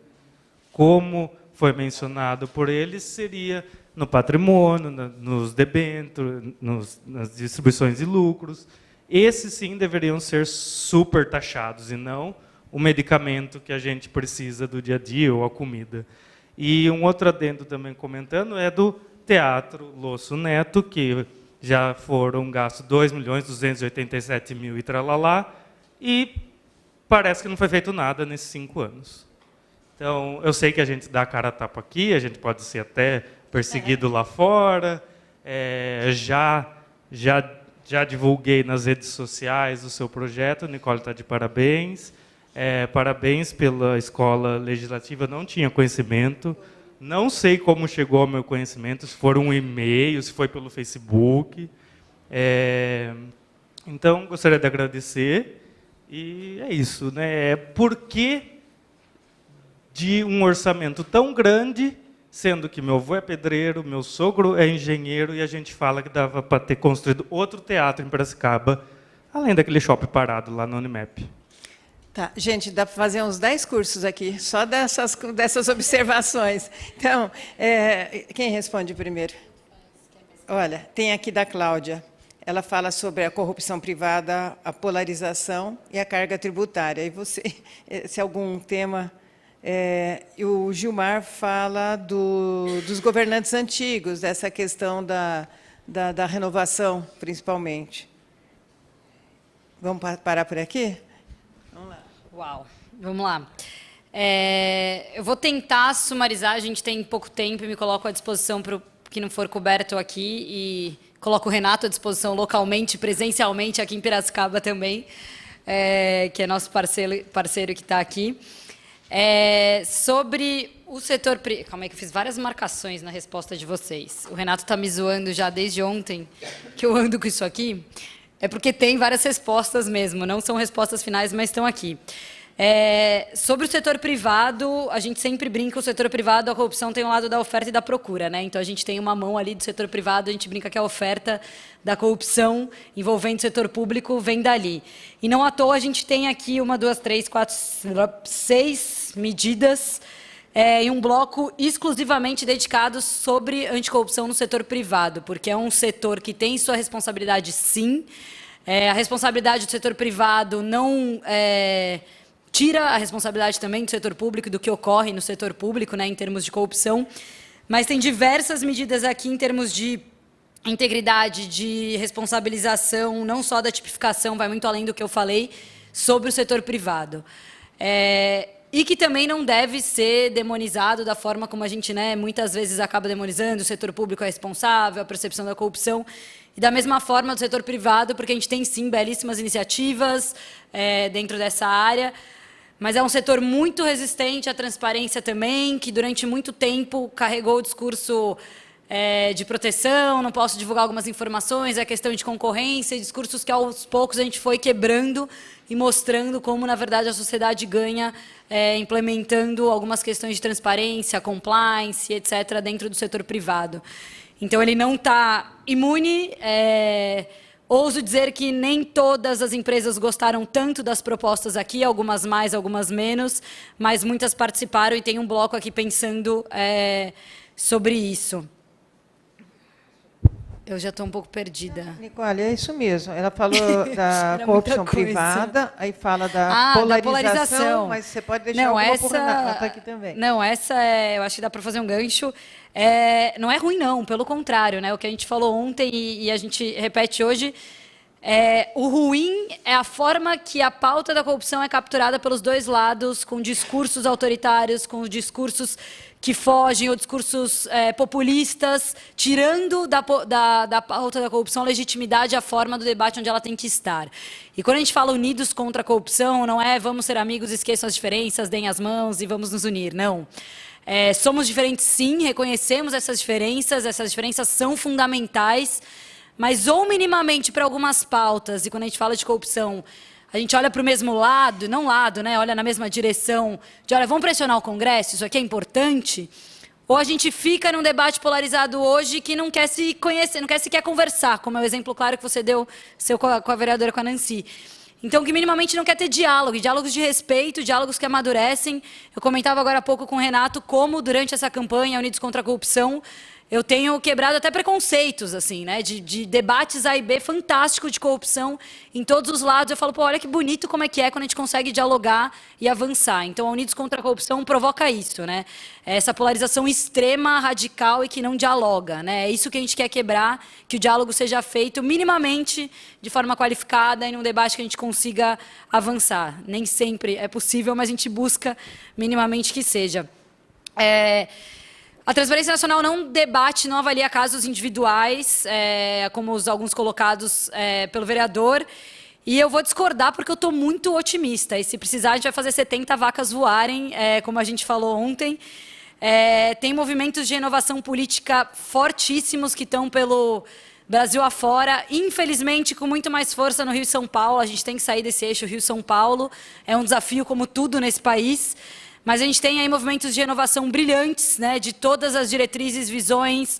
Posso citar alguns, como Acredito Agora, Frente Favela Brasil, Nossas, Muitas, Vote Nelas. São diversos movimentos para se conhecer, para ir atrás, com pessoas novas querendo entrar na política, dispostas a fazer esse movimento de renovação nas cidades. E eu tenho certeza que a gente encontra isso em Piracicaba também, com diversos movimentos aqui. Então, convido brevemente a conhecê-los.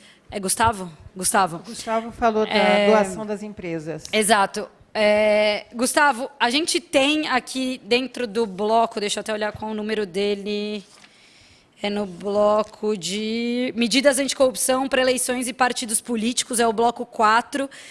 Ele trata diretamente dos partidos, passa pela questão de lavagem de dinheiro, de Caixa 2, a questão do financiamento, e coloca algumas limitações novas. Essa medida, que é a medida 16, ela cria um teto de doação e de autofinanciamento também, né? Hoje tem candidatos que podem bancar a sua campanha integralmente. Isso não vai poder ser permitido. O limite de 10% também tem que ser colocado por candidato. Isso é importante de ser colocado. E muita gente discute a questão do financiamento público, e até demonizando um pouco isso, mas a gente tem dois fundos, né? A gente tem o Fundo Partidário Especial de Financiamento de Campanha e o Fundo Especial de Financiamento de Campanha, que é o Fundão. E essa medida ela propõe, inclusive, a extinção do Fundão, focando na divisão mais paritária e transparente do outro fundo, que é o Fundo Partidário Especial. E essa é a medida que eu mencionei na apresentação, ela tem um super debate, uma super justificativa, mas é uma das medidas que a gente ainda tem pontos de alerta. Ainda tem questões aqui que a gente até tem um pouquinho de insegurança e que essas eleições, bom e ruim, vão ser um laboratório. A gente tem muitos relatos, principalmente desses movimentos de renovação, da dificuldade do poder eleitoral. Por isso que a gente incentiva quem está verde na plataforma, que o eleitor conheça a plataforma de financiamento coletivo, doe. A gente tem uma cultura de doação fraquíssima no país, não é só para financiamento eleitoral, são para organizações da sociedade civil. A gente não tem uma cultura de doação no Brasil, e isso impacta mais ainda com maior gravidade na pauta eleitoral. Então, a gente tem, eu não vou exaurir toda essa medida aqui, mas é uma medida que a gente está olhando com uma atenção e para um debate para além dessa proposta, né? Mas o que a gente propõe são alguns limites maiores do que a gente tem hoje, com a criminalização do Caixa 2, porque isso não pode ser feito de forma individual, com o limite dos candidatos e com a extinção do fundão e uma maior divisão e transparência no outro fundo, que é o Fundo Especial Partidário. Bem resumidamente, desculpa, mas eu posso depois conversar mais. Eu vou passar, então, para o Renato complementar. Então, vem da Cláudia, corrupção privada, polarização, carga tributária, se quiser complementar alguma coisa. O Gilmar, dessa questão da renovação e da esperança de aprovação. O Gustavo fala do financiamento pelas empresas, 10% também, né, que pessoa física. O Walter, eu fiquei de responder aqui, Walter. Tá?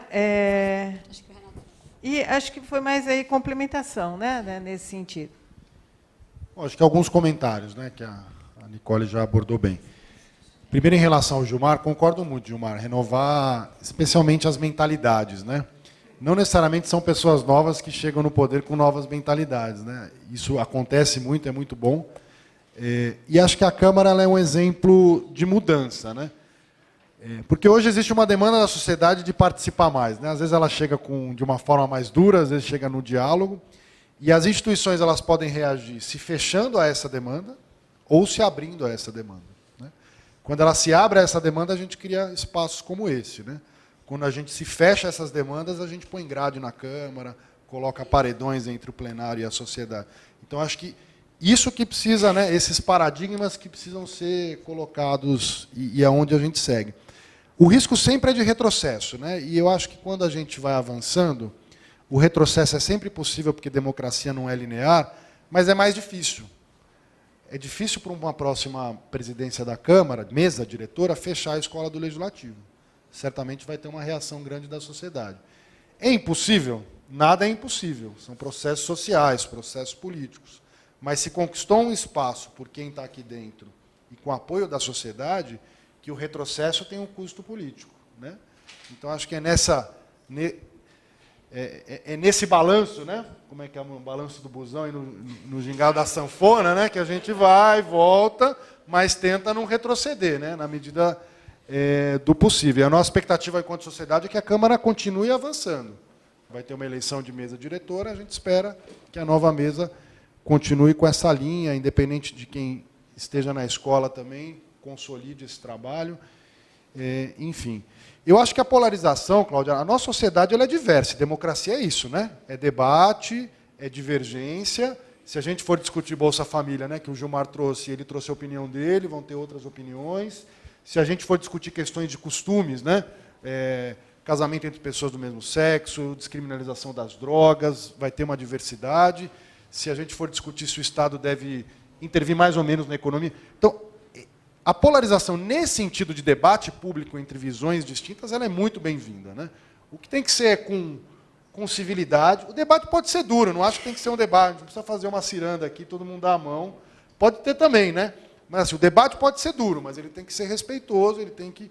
E a gente está trazendo um ódio para a política que é ruim, né? Agora, eu concordo com a Nicole, eu acho que o debate da corrupção na polarização, ele é ruim. Ele é muito ruim. Porque um grupo político aponta o dedo para o outro fala que está todo mundo me perseguindo e a culpa é do outro. E aí, como eu perguntei para vocês, quanto desse debate vocês viram nos últimos 3 anos? Quem respondeu disse que é pouco. Agora, quanto debate sobre quem roubou mais, se foi quem roubou a Petrobras ou a merenda da escola? Quanto desse debate vocês viram nos últimos 3 anos? Bastante, não foi? Foi bastante. Então, a corrupção nesse campo de polarização, ela sugou a nossa energia nos últimos 3 anos. Por isso que ontem eu falei umas 3 vezes e repito hoje mais uma vez. As medidas recolocam o debate no campo correto. Não que não tem que debater corrupção na esfera federal, municipal, estadual, do Partido X, também tem que debater, né? Tem que debater, mas ficar no foco nisso é ruim. E acho que tem que debater sonegação, a gente pode falar que uma carga tributária onde cobra muito mais dos mais pobres do que dos mais ricos é uma forma de corrupção, mas não é corrupção no sentido de desvio de recurso, né, mas de estrutura de justiça social, né? Eu colocaria muito mais no campo, porque senão tudo parece corrupção, né? Atribui corrupção a tudo. É muito mais assim, como que a gente enxerga o papel do Estado, e, de fato, o Estado, em termos de política tributária, ele tira dos mais pobres e tira pouco dos mais ricos. Para vocês terem uma ideia, quem é muito rico, especialmente não é um rico assalariado, né, paga uma média de 10% de impostos, e o mais pobre, que ganha R$1.000, ele paga uma carga de tributária de 40% a 50%. Em países bolivarianos, como Estados Unidos, né, fazendo uma brincadeira, né, em países do capitalismo central, a estrutura tributária é muito mais justa. Ou seja, justiça tributária não é um debate do campo da esquerda, né? É um debate do capitalismo, né? De ter um mínimo de justiça e o Estado não concentrar renda. Enfim, mas esse é um curso que seria legal, Nancy, de orçamento. Já tá, a Nancy ela traz isso. A questão tributária é uma coisa muito legal, importante, né? Em relação ao financiamento de partidos, é um outro tema muito importante, né? Particularmente, eu sou favorável do modelo que vai valer nessa eleição, que é um misto de financiamento público com financiamento de pessoas físicas. Não quer dizer que a forma que está colocada é a melhor. Eu acho que é um problema uma pessoa poder financiar sua campanha sem limites, porque aí se o candidato, se qualquer um de nós formos candidatos e formos disputar com um candidato milionário, o milionário, ele pode colocar o quanto ele tiver de dinheiro na campanha, ele vai ter um poder de falar com a sociedade, uma estrutura de campanha muito maior do que a de qualquer um nessa sala. Então, a estrutura de financiamento ela tem que dar uma condição igual para as várias forças políticas, para que no convencimento ela ganhe o voto, e não porque ela tem mais dinheiro para fazer mais campanha.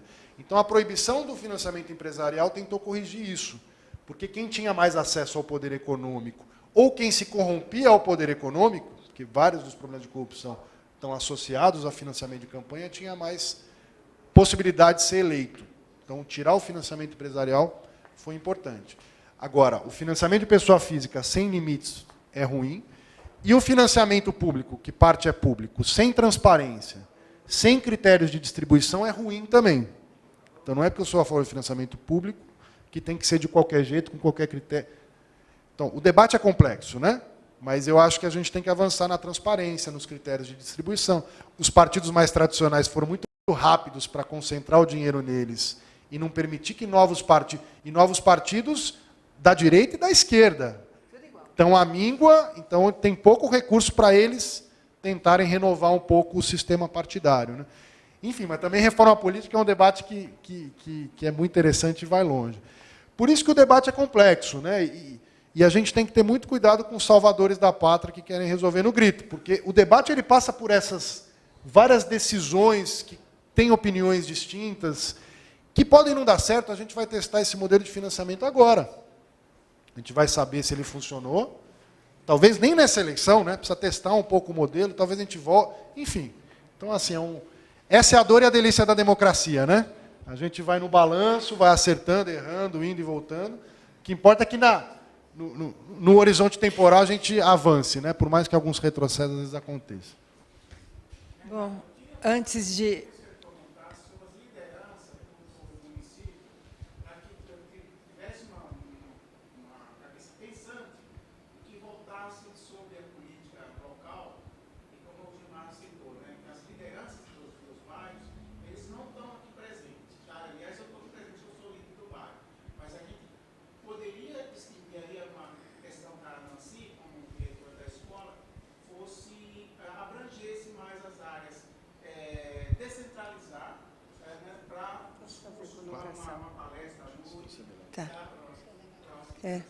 Tá.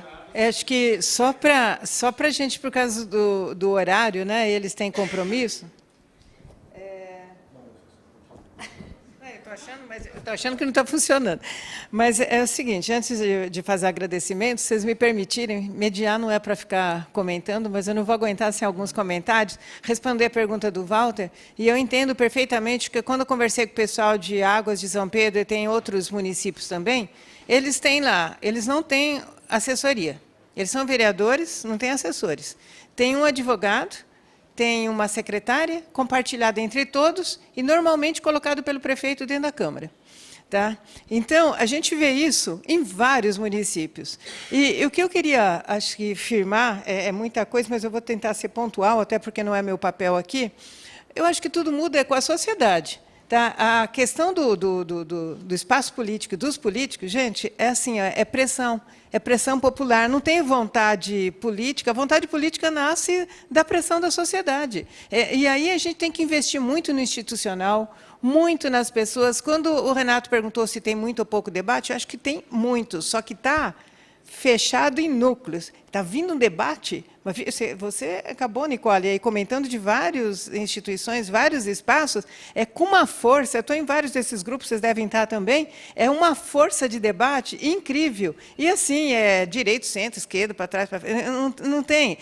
O objetivo, no fim, com todas as nossas diferenças, é fazer isso aqui mover de alguma forma. E esse sentimento de transformação, também eu vejo muita gente nova. Nós trouxemos Humberto Dantas aqui com Lamari, foi bacana no auditório, e até ele comentou, mas eu estou vendo aqui um monte de menino de terno e com gravata vermelha, pleno sábado de manhã, vocês estão tentando reproduzir modelo, né? Então, teve também isso aqui. Então, você vê a juventude querendo fazer igualzinho que a gente recrimina, e também você vê pessoas passarem ilesas na transformação e tentando realmente mudar, porque ficar dentro dos espaços eletivos não é nada fácil. Não é nada fácil. Depois que a gente está aqui, a gente vê, não muda assim do jeito que a gente quer. Né? Então, você tem uma força bem... acho que o Gilmar colocou bem, uma coisa meio engessada, que é difícil andar, e o que ajuda a movimentar isso é a força da sociedade civil, que a gente tem que trazer junto no debate. Né? E colocar aqui, então, para o Walter, essa questão das contas que você colocou, é constitucional, né? Está também na nossa lei orgânica. Quer dizer, o legislativo ele tem a função de aprovar as contas. A questão é a maneira como estão construídos esses espaços. Passa pelo tribunal, e isso é uma prerrogativa nossa que a gente não deve abrir mão. O legislativo ele tem que aprovar as contas do executivo. Agora, a maneira que é feita, a maneira que é construído esses espaços, aí já é uma outra coisa para a gente mudar. E acho que, só finalizando, apesar da gente estar aí no sistema novo, tem esse fundo das campanhas, com esse dinheiro todo, mas não colocaram regra para a distribuição disso dentro do partido. E, olha, eu continuo falando isso, as fundações, cada partido tem sua fundação, é para quê? Para que tem essas fundações? Para fazer curso, para promover cidadania. Não precisa ser curso em hotel 6 estrelas, com refeições que não é nada disso, com mesas saborosas, pode ser uma bolachinha, entendeu? Não é isso. Mas como que é gasto esse dinheiro que é nosso? Porque era para usar nisso, na conscientização, seja qual seja o ideário, mas na conscientização. E como que é a transparência desse gasto que os partidos recebem? De onde? é nosso. E agora vem para as campanhas. Que regras que nós colocamos para distribuir esse dinheiro para as campanhas dentro do partido? Não tem. Então, os critérios são estabelecidos pela cabeça dos que estão há muito tempo e que podem colocar lá. Que, então, para quem está no cargo sei lá, está na executiva do partido, que está lá presidente há várias décadas, que vai receber 1 milhão. E quem está entrando agora, mesmo tendo todo o potencial, vai receber 5 mil. E aí? A lei permite. Então, são tantas armadilhas em cada ponto que é só a gente fazendo isso mesmo. Debate, trazendo ideias conflitantes. Eu acho que a polarização sempre vai existir, mas o que a gente fala é de uma forma educada, democrática, de colocar... E muitas vezes a gente muda, né? A questão da polarização, da forma que é colocado, muitas vezes fala, poxa, eu não tinha enxergado. Eu acho que o outro lado tem razão, né? Mas eu quero agradecer imensamente, colocar aqui à disposição o espaço para as temáticas que vocês quiserem. Estou tendo um grande apoiador agora aí no Gilmar, a gente tem conversado muito sobre a escola e esses espaços aqui, a gente pretende ampliar, queremos ajudar na região também, mas agradecer aí as parcerias, né, que fazem com que esses momentos assim sejam possíveis dentro de mais um espaço arcaico, que é uma das câmaras de 645 municípios, e a gente sabe que tudo isso ainda é muito amarrado. Quer fazer alguma consideração, Nicole? Renato? Então é isso, acho que palma aí para eles e para você.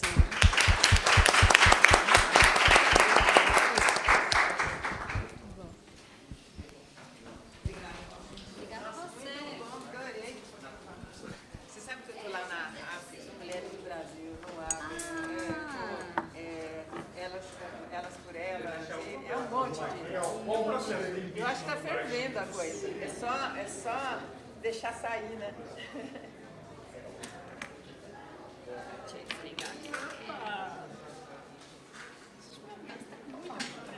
Não, pode falar, claro. Não, fica à vontade, por favor.